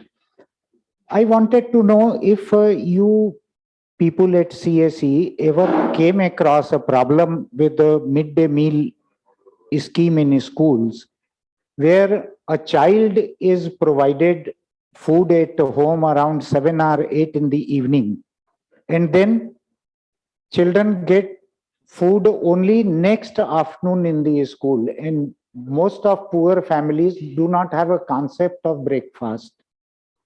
So it is related to more basic than a nutritional intake. It is related to their hunger.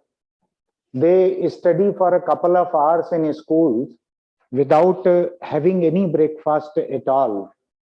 So it is a very basic problem we are facing, and only 2 states, to the best of my knowledge, of 2 months back, Puducherry and Tamil Nadu, they had done something about it, and no other state has taken initiative to provide midday under midday meal scheme, provide breakfast to school children. So has it ever come across you? Okay, so what I would like to do is I would like to offer this question to Dr. Padi or Dr. Nandakumar, if you would like to jump in, because Dr. Nandakumar is someone who can really talk about it. He's been here in the policy making process. Dr. Nandakumar, please, if you wish to. No, Aravind, I think let Aravind do this. Okay, Arvind ji. Sir, you can take it, but I'll just make a generalized response. In fact, I would just talk about the diversity in the diets which are being provided, not only in the MDM, but also in the ICDS services. It is time we need to diversify the menu for the child, for the children there. In fact, ICRISAT and many other research institutes, including NIN, they have experimented on giving the diets based on millets and other nutritious food products. I think that should be the pathway for future, but I don't have any specific answers to the Tamil Nadu or Puducherry thing. I have no idea about that. Okay, Ramu, if you are with us, would you like to take that, complement that, add to it? Is Ramu not with us? Yeah, and see, there are in some states it has been done, say in Andhra Pradesh in few areas, and then in Odisha in some places, some efforts have been made. And in Telangana, Social Welfare Department also tried to help students to also grow in their own kitchen gardens and then also have diversified food. So some efforts have been made, but they're not scaled up much because one, the prices are the midday meal scheme budget. If you look at it, doesn't allow anything further, and they're forced to take only from the PDS system. So that's how they're all forced to that. So not much happened towards that. Some experiments have happened, but the experiments couldn't get scaled up. Okay, perhaps there's some bit of it still which is left unanswered, and none of us perhaps have that answer. Yes, there's a question here. We'll just take one question and then we'll come to you, Dr. Nandakumar. Yeah, we'll just take one more question. Just one question. Yeah, that's it. Yeah, Hello, I'm Kishore from Chhattisgarh. My question is that one issue came up of fortified, but how can you scale it up to such a large scale of meeting that demand for the food issues? And the other is, my question is germ plaza. See, there was an issue of basmati rice patenting in America and between India, and which was a very big issue. So how can you protect that germplasm issues with that? We are speaking of traditional varieties. Dr. Padi? Yes, thank you. That's again a very important question. Let me clarify that fortification is a physical fortification. And I spoke about the biofortification when we breed crop varieties which are rich in protein or iron or zinc or any other micronutrient. And both could complement to the national efforts to reduce the malnutrition burden. On the germplasm collection, in fact, for the basmati rice patenting, I think India won it with a lot of evidences there. And our basmati rice export is very significant to our agriculture trade. It is as high as about 35 to 40,000 crores.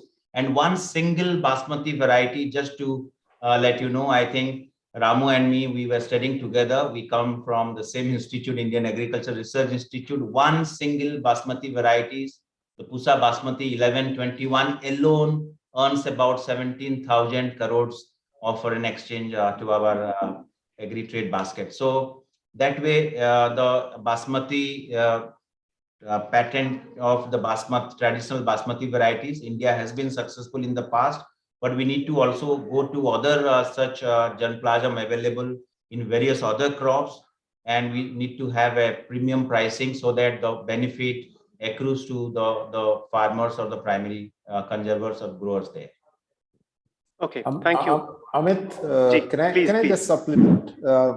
This whole thing about protection of varieties is a fairly complicated legal game. I know that 1121 was approved when I was Agriculture Secretary, so I know the background of that. But the first case that we had to face was turmeric.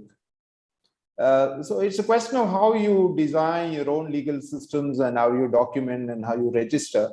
And, unfortunately, these cases have to be fought in the district courts of some of these countries. I mean, Washington doesn't hear all of them. Sometimes they are in other district courts. And you need sufficient evidence and some presence to back it up, but it can be done. Great. Thank you very much, speakers. Now, Nandakumar ji, I would invite you to actually give us the larger policy perspective. One more last question. So this is Devraj. No, we'll take it after. We just have one more speaker left, and whatever time we have after that, we'll have your question, please. One last basic question. Please understand. We will run. We want to hear from Dr. Nandakumar, and of course, I'll take your question. Don't worry, we'll do that. Nandakumar ji, please आप आइए और policy imperatives के बारे में बात कीजिए. तो नंदकुमार जी का टॉपिक है transition to a pro farmer, pro poor and pro nature policy. Please. Thank you, Amit. In fact, normally I add pro women, but because of the time constraint, I left out that part. But thank you, Amit and Ramu. I don't have PowerPoint presentations. I'm no longer in power, so that may be one reason. but I have a couple of points. If I were to use two slides, Nandakumar ji थोड़ा सा पास आके बोलें, थोड़ा आवाज आपकी और अच्छे से. Yes. Can you hear me now? Yes. Okay, now great. If I were to use two slides, I would have used Amit's slide and Ramu's way forward slide, and that initially actually sums up what I'm going to present. Well, we heard a lot about what went wrong with the Green Revolution. But to be fair to policymakers, when you are born as a food scarce nation in 47, what do? You look for what economists call low-hanging fruits. And I think everybody likes the word low-hanging fruits. And this is what I think the country did. But I think where it went wrong in terms of, not changing course was, I think we got into a comfort zone. We had enough food to eat, we had enough fiber, we had enough feed, we have enough fodder. On the sidelines, Dr. Kurian brought the white revolution, then poultry came up through some other initiatives. So I think by and large, we got into a comfort zone. And 2.5 states, which led the Green Revolution, became the role models for many other people. And I'm sure many of you who are in the audience today would have also read, even in recent times, people talking about, we are still lower in productivity compared to China or Canada or any of those countries. So the narrative was high input, high utilization of natural resources and high productivity, leading to high quantities of production. I think this narrative continues, unfortunately, and therefore we have a problem on that score. And we talked about exports and things like that. So, all these meant that, we continue on that path and believe in that comfort zone. And we would have changed. In fact, we talked about diversification at some point, but things did not change in spite of all the efforts. And unfortunately for us, there was a shock in 2006 and 8, 6, 7, and 8, when we ourselves went through a period of wheat shortage, followed by a food shortage globally. So what happened? We went back to the same time-tested GR mode, the Green Revolution mode of trying to improve production and productivity everywhere. And that's around that time that the India Food Insecurity Report came. WFP, Swaminathan Foundation together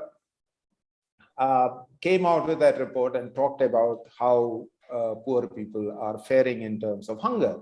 And then the Nandi Foundation's Hangama report, the hunger and malnutrition report, and ideally it should have been hunger and undernutrition report. That also came and put a bit of pressure on policy. So what happens? You go back to a National Food Security Mission, a couple of districts, increase productivity, increase irrigation, increase fertilizer consumption. And in fact, I remember when I was in agriculture then, the CII made a presentation that India is consuming less pesticides per acre of output. So, this is how policies get made. In fact, I had to sit through that entire presentation because I refused to take it, and therefore it was held in the Planning Commission. There was no way I could have ducked that one. So I went and sat through it, but that's how things get done. So let's not, put the entire blame on something that we did. I think we need to probably look forward to looking at what are the new challenges and what is it that we need to do. Now, one of the things that happened was the data on groundwater in the Northwest India, thanks to the GRACE satellite pictures and data interpretation 2009, the Punjab groundwater thing showed up very clearly what was happening there and what was happening to rice crops. So two things happened in 2010 policy. One was bringing the Green Revolution again. I mean, I don't know why that title came there. What we meant was shifting rice to Eastern India, but it was bringing the Green Revolution to Eastern India. And the other was a 60,000 Pulse Village program to look at rain-fed agriculture, which had not received the attention it deserved. So that's basically what happened in those years. So our attempts to reduce the rice area in Punjab has been at best half-hearted. The rice wheat cropping system and its intensification strategy was found economically very sound as far as the farmers were concerned. The country was happy because the food security was being taken care of. And there were a large number of vested interests in between who were getting benefits out of it. So the policy stayed. So if Ramu says, why are you buying only from Punjab and Haryana? I would argue that their infrastructure was the best available at that point of time, and they continued investing. The state government agencies are absolutely proactive. And in 2006, if you look at the figures of who procured what, I think this story will show itself up. And two states which made significant progress in procurement at that time, who were good producers, were Orissa and Chhattisgarh. And they got their act right, and they did it much better. But that's not the issue. Is can we afford to ignore rice? Probably no. We just cannot go to the global market and import rice. We have to produce rice that we want to eat. Now we want to eat less rice is a different question altogether, because with a 35-40 million tradable surplus in the world, if India dips into the market, the prices are going to go through the roof. If you want to look at the graphs of 2008. Now, the hunger malnutrition question is a much bigger question. I did speak about the two reports. There are further reports which come. As somebody said, I also have a quarrel with the weight that each of those index carries in the global hunger report, but that's not the issue. The issue is we have hungry and undernourished people, and that needs to be a concern. And even after a 200,000 crore food subsidy or plus for 240,000 sometimes, we still have undernutrition, which is staring at us in our face. And now a multi-dimensional poverty index has come out. It's been in the making with Alkina Sabire and others in Oxford quite some time, but it has come out officially in the Niti Aayog data. Of course, as a proud Keralite, I'm very happy to say where we stand. But as an ex-officer of the Bihar cadre, I'm also ashamed to say that Bihar is about 50% of that multi-state poverty index. So how do we understand poverty? How do we address poverty? I would even argue that it is not really a policy issue. It very often is a governance issue, and we don't seem to address the governance issue in these aspects. And I think it's extremely important to address that governance issue. Why is it that national schemes do fail to deliver in some of the parts of this country? I think it's a question that we need to address ourselves. Now, on the climate question, yes, I know that there are more experts in the room than I am here, and I heard this very exciting discussion on forests. And I was telling Amit that we can also improve our forest cover by torturing data. That's we do very effectively. But to me, the problem is when you go and meet farmers in the field, they don't understand these declarations anyway. They just understand what happens to them in their little ecosystem around them, and how are we describing the climate change to them. And I think this narrative has not gone down to a village in Tiruchirappalli or a village near Jhumri Talaya or somewhere. So that's the important part. Yet, in spite of all this, our response to water scarcity is still add more sources and not reuse or recycle the water that we have. Our soil gets eroded, but I don't think we talk much about that. Ramu spoke about income of farmers. 2016, there was this proclamation that farmers' income will be doubled. This budget doesn't even speak of that. So I suppose somewhere we have forgotten that, or are we still working on it? I don't know. There is a big report, but I think we still don't have a strategy. Very importantly, I think this year, both the finance minister and the prime minister have spoken about net zero emissions and also chemical-free agriculture.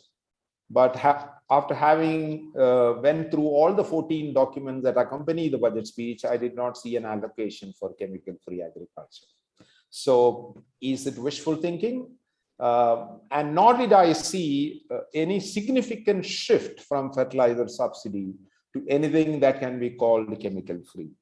So I don't know where that is, but I suppose a statement is something that we take at face value and we should push it. Ramu and I think somebody else did speak about a major shift in R&D that we need to do. And this is something that I would like to flag, because our entire R&D system is still in the green revolution mindset. Our extension system is still in the green revolution mindset. Our Krishi Vigyan Kendras are doing, in fact, if you look at what is their objective, they will talk about extension of what we have found out in the lab to the farmer.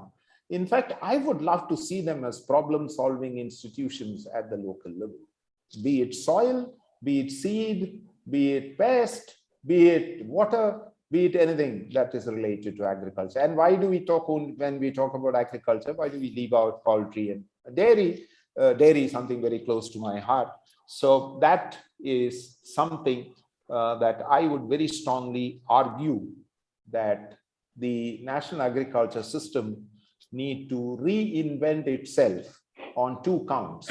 One, that it needs to be a problem solver with a very clear objective, and this is what the Israel agriculture system talks about, is income for farmers. It doesn't talk about productivity, it doesn't talk about other things. It says if the farmer is able to make a higher income, that's a research project for us. The second is that the research must be at the crossroads of science and traditional knowledge.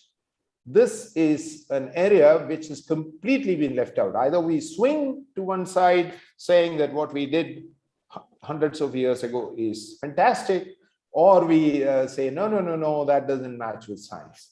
Now, I have heard many people very proudly talk about, the Gir cow while I was in NDDB. How the Brazilians took it and the cow started yielding 30 liters of milk instead of the average 5 that we are getting. So what did our scientists do? Why are we so proud of the fact that we had good germplasm and we didn't do anything much on genomics? We didn't do anything on pedigree selection. We didn't do anything on progeny testing. And we're quite proud of the fact that we have this historical reserve. So to me, biodiversity and genetic value of many of these are as good as they will give more value either to the farmer or to the society or to the economy or all of them. Now, to say that farmers should protect biodiversity is all fine. But if I am a farmer, I'll ask this question, what do I get out of this? I mean, if somebody is going to take a share of the business and transfer it to me, unless the money comes to me, I'm not impressed. You can have anything in your law, but I am not impressed. So to me, what the farmer feels and does at the ground level, to me, is extremely important. And therefore, I would think that we need to make serious policy changes. And Amit, can I take another 5 minutes? Is that fine? 3 minutes? Yes. Yeah, okay. One, change the whole MSP into a price deficiency payment system.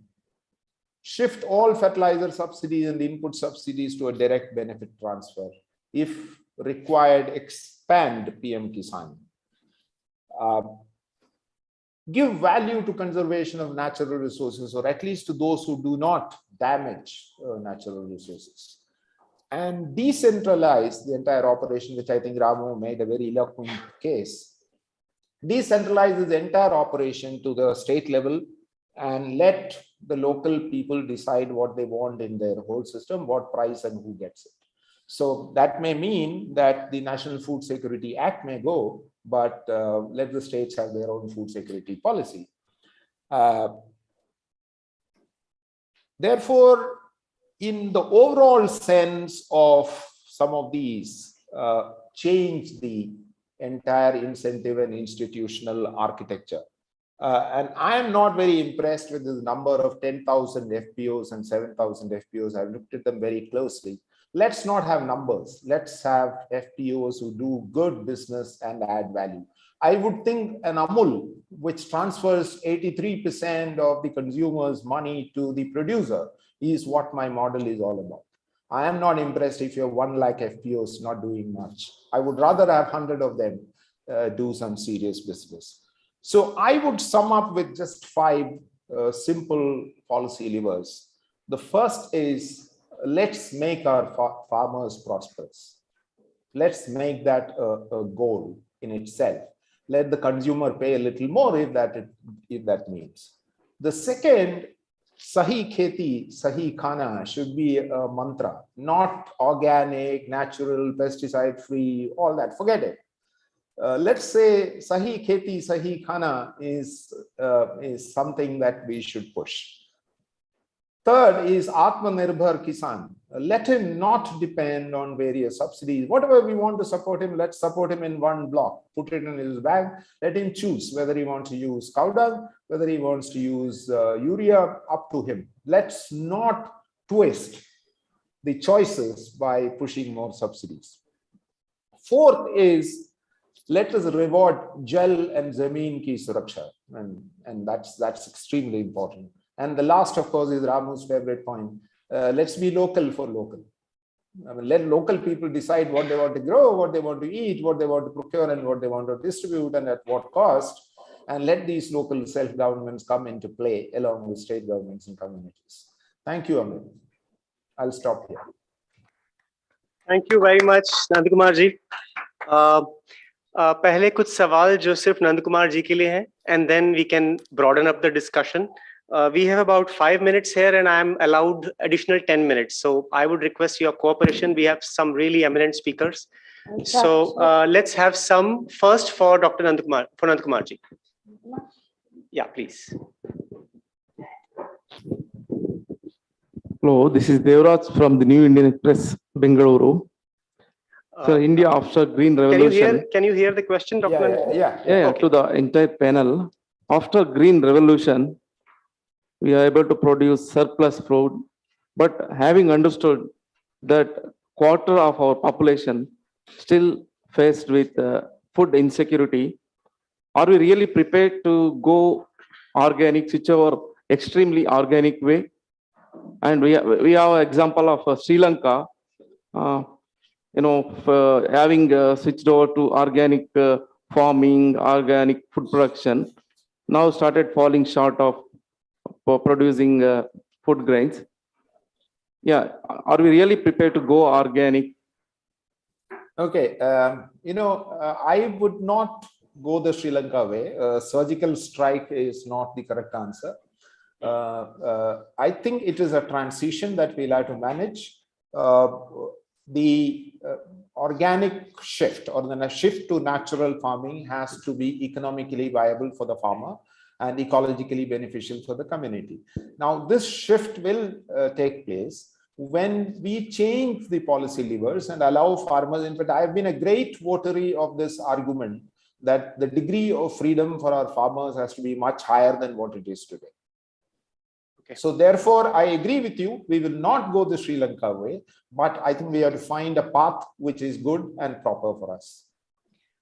I just want to direct this question to Ramu. I think he can also add to it. Ramu, the question on the Sri Lanka thing and the need for transition time in India. Do we have Ramu with us? Okay, so okay, we move to question. Any more questions for Dr. Nandakumar? Yes, we have a couple of hands raised. Yes. I would like, it has been seen, observed that the research work done in these ICAR government organizations, they are not transmitted to the end users that are farmers. And in between, the moderators, which are the government agencies, they are also not in a position to work in a nice manner to transfer these technological know-hows to the farmers. So what is your suggestion for this effective transfer of these new research work done, which the farmers can take up in an effective manner? No, this can be answered in two different ways. One is our extension system has not done very remarkable work, because basically most of them, their work is all rice and wheat, and that's one problem.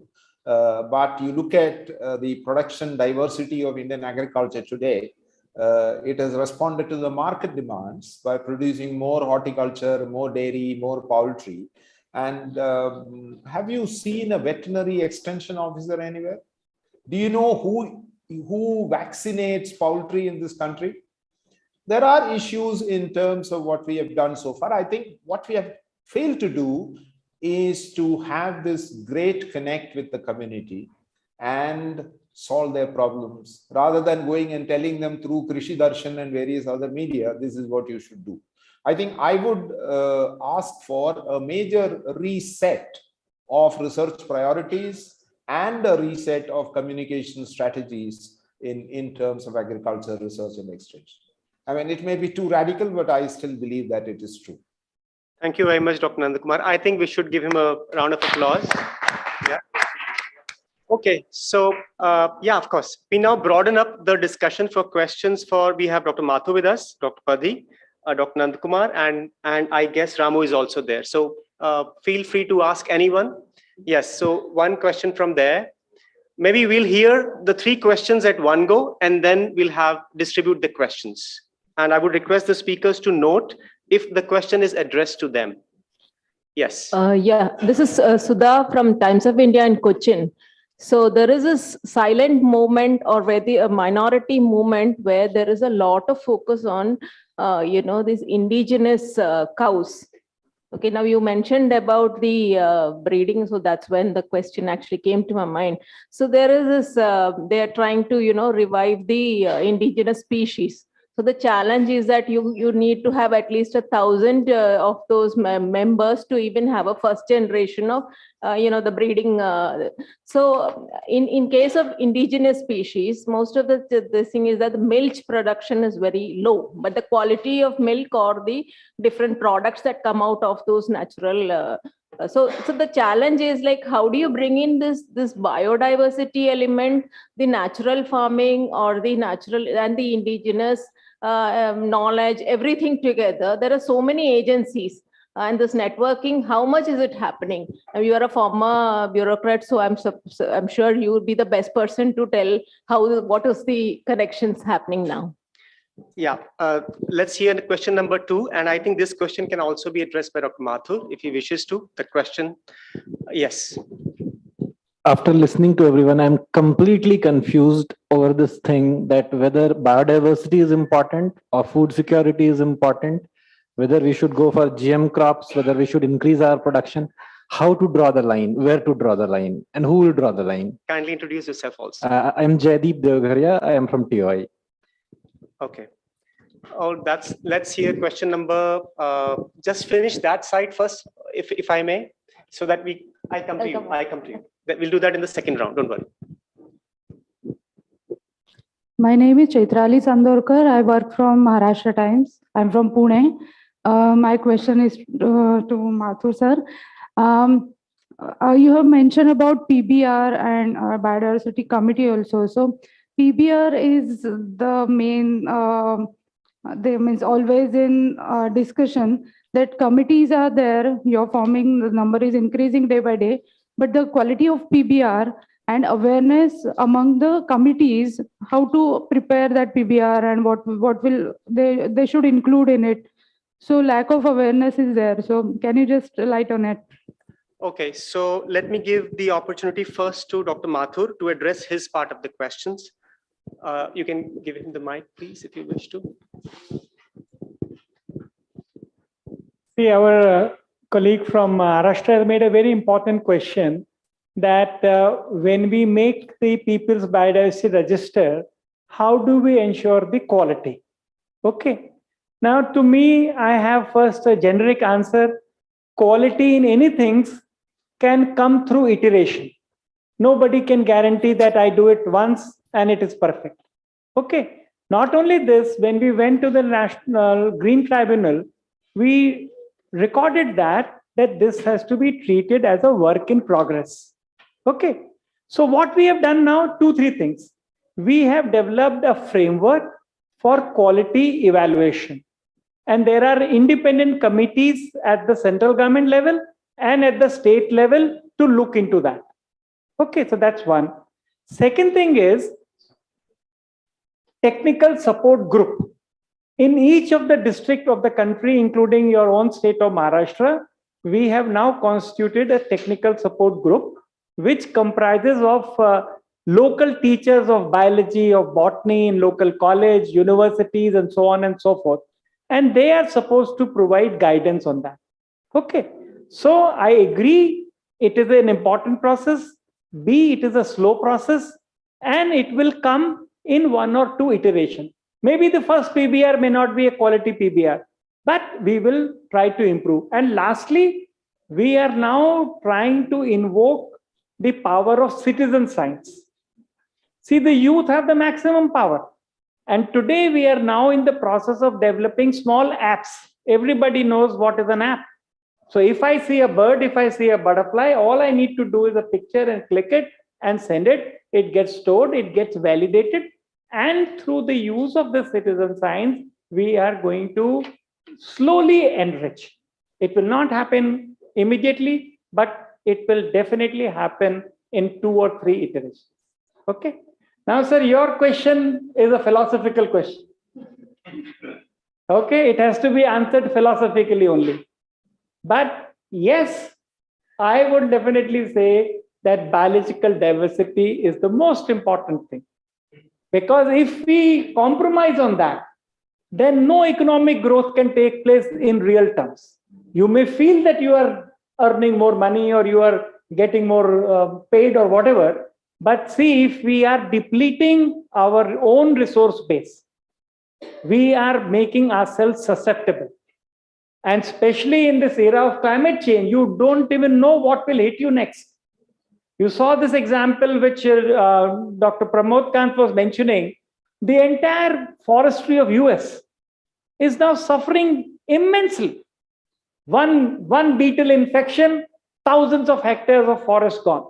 And then something else happens, then something else happens. So my suggestion will be that we need to conserve, protect, manage our biological diversity first.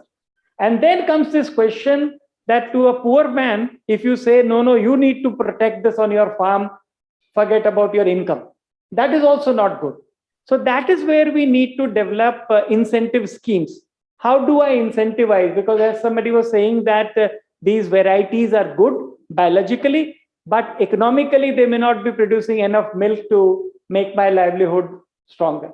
So definitely first biodiversity, then we look at incentive, then we look at other things to encourage them. And some mention was made by direct benefit transfer, because in our country you cannot avoid leakages and so on and so forth. So we need to work on a link, but philosophically take a call, go for biodiversity. Okay, any thoughts on the maize indigenous question? Has it been, or it, like?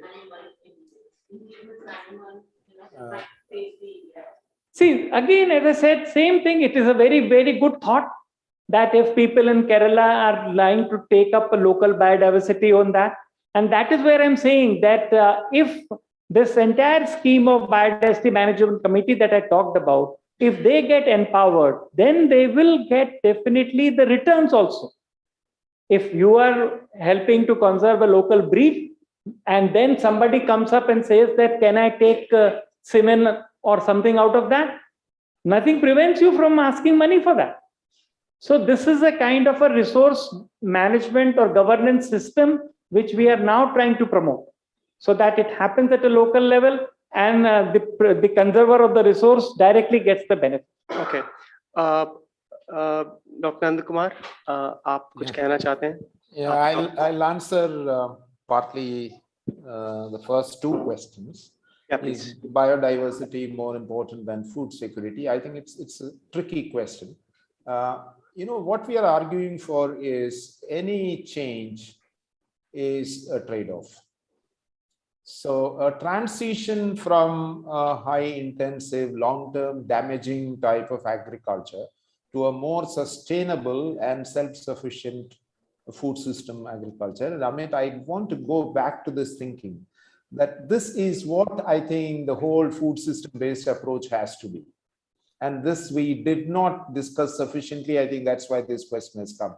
So I would think that India needs to go back to a food systems approach, which is sustainable locally, and therefore I would call it locally sustainable food systems approach. And this is where the transition has to be timed. And that for some time, as Ramu says, if you have to run double engines of double subsidies, let it be. Doesn't matter, it's a small price to pay. On the indigenous cow, I know this whole thing happening on the Vechur cow in Kerala. But the question is, the farmer would ask, I keep 5 cows so that, you know, I can get enough food and my children get to go to school. At 2 liters a cow, it's just not going to work out for me. So if you really want to protect germplasm, I think the government, its research institutions, other organizations have to take the lead where it's not economically viable.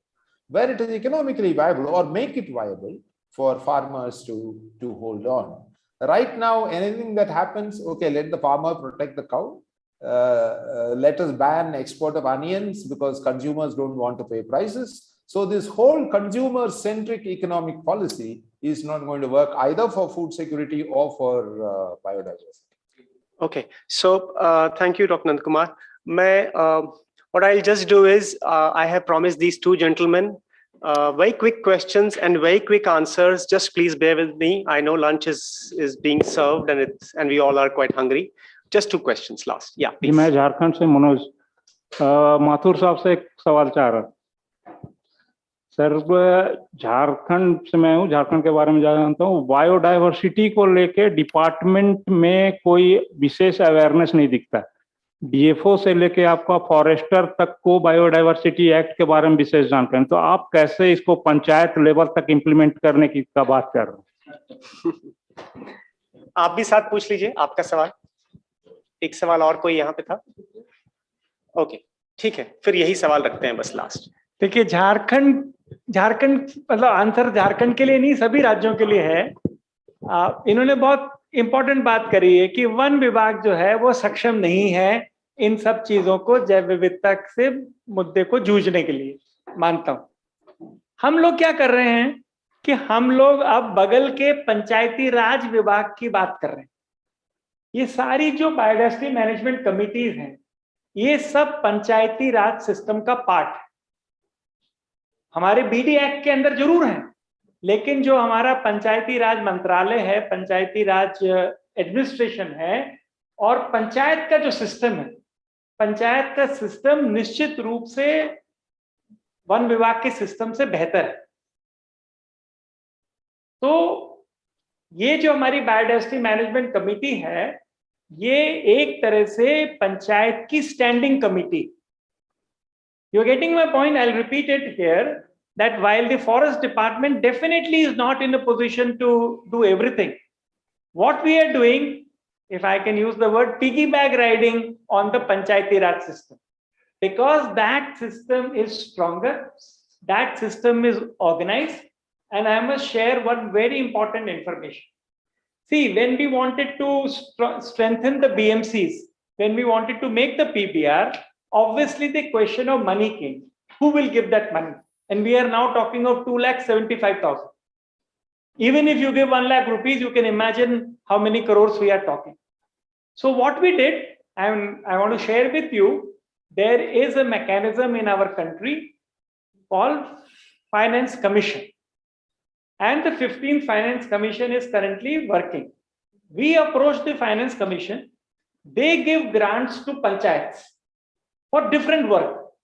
I'll tell you what work. Sewage, road, street light, pond, all kinds of work which are infrastructure oriented. And you know why. So those grants are given. But we convinced the Finance Commission to add on 2 words in it for strengthening of BMC and making of PBR. So only last year, I would say we were successful. And the Panchayat, the Finance Commission has given a directive, Finance Ministry has issued a directive that the Panchayat funds, which will be made available to 2,75,000 Panchayats. And can you imagine what kind of funds we are talking?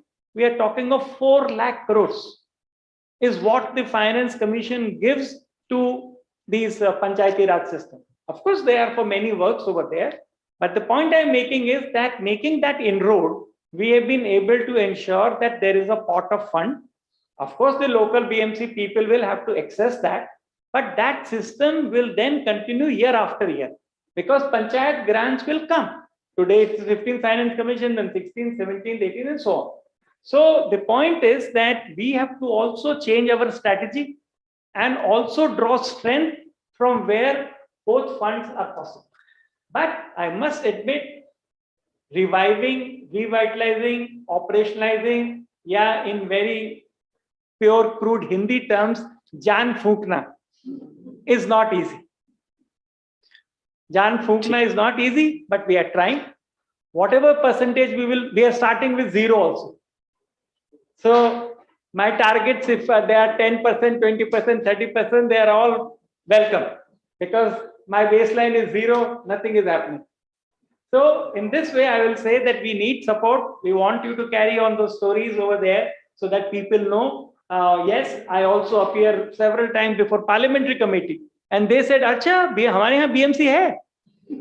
So obviously they are also surprised and the parliamentarians' interest is highest when people are involved. No, it is a continuous on. Dr. Mathur. That's what I'm saying. I must give example of Maharashtra. Dr. Mathur. One second. Maharashtra has issued a circular that for NCC cadets, if they go to a BMC and help in PBR, that will be considered as a social work. So imagine I am studying botany, I am studying zoology over there, I go for over there, and the next attempt of mine is to infiltrate in the national education policy. I have to give you that example. See, as child. Dr. Mathur, मुझे लगता है कि ये conversation आप lunch पे कीजिए please. मैं सिर्फ 30 सेकंड देना चाहता हूँ डॉक्टर अरविंद, डॉक्टर पदी को, क्योंकि डॉक्टर पदी को हम सुन नहीं पाए पूरा. डॉक्टर पदी, आप कुछ कहना चाहते हैं, कंक्लूड करना चाहते हैं अपनी तरफ से? 30 सेकंड आपके लिए. Yeah, just to add to what Dr. Mathur and Nandakumar sir just told, we need to sensitize the local self-government officials, particularly the Panchayati Raj institutions, because the appreciation around issues around climate change, also biodiversity conservation, maybe they are not sensitized to the level that they would kind of exercise their authorities at the grassroots level. I have worked in many tribal districts of Odisha, and I have seen as to there are many sarpanches who would be interested to do that. So we need to sensitize and build up their capacity in conservation of biodiversity and also on issues around climate change. That's what I wanted to tell at that. Thank you. Okay, so thank you very much all speakers, and thank you very much the audience. Very good session, very interesting session. खाने का session और अब खाने की तरफ चलते हैं. तो आप सबको बहुत बहुत शुक्रिया, धन्यवाद. Thank you. Bye bye.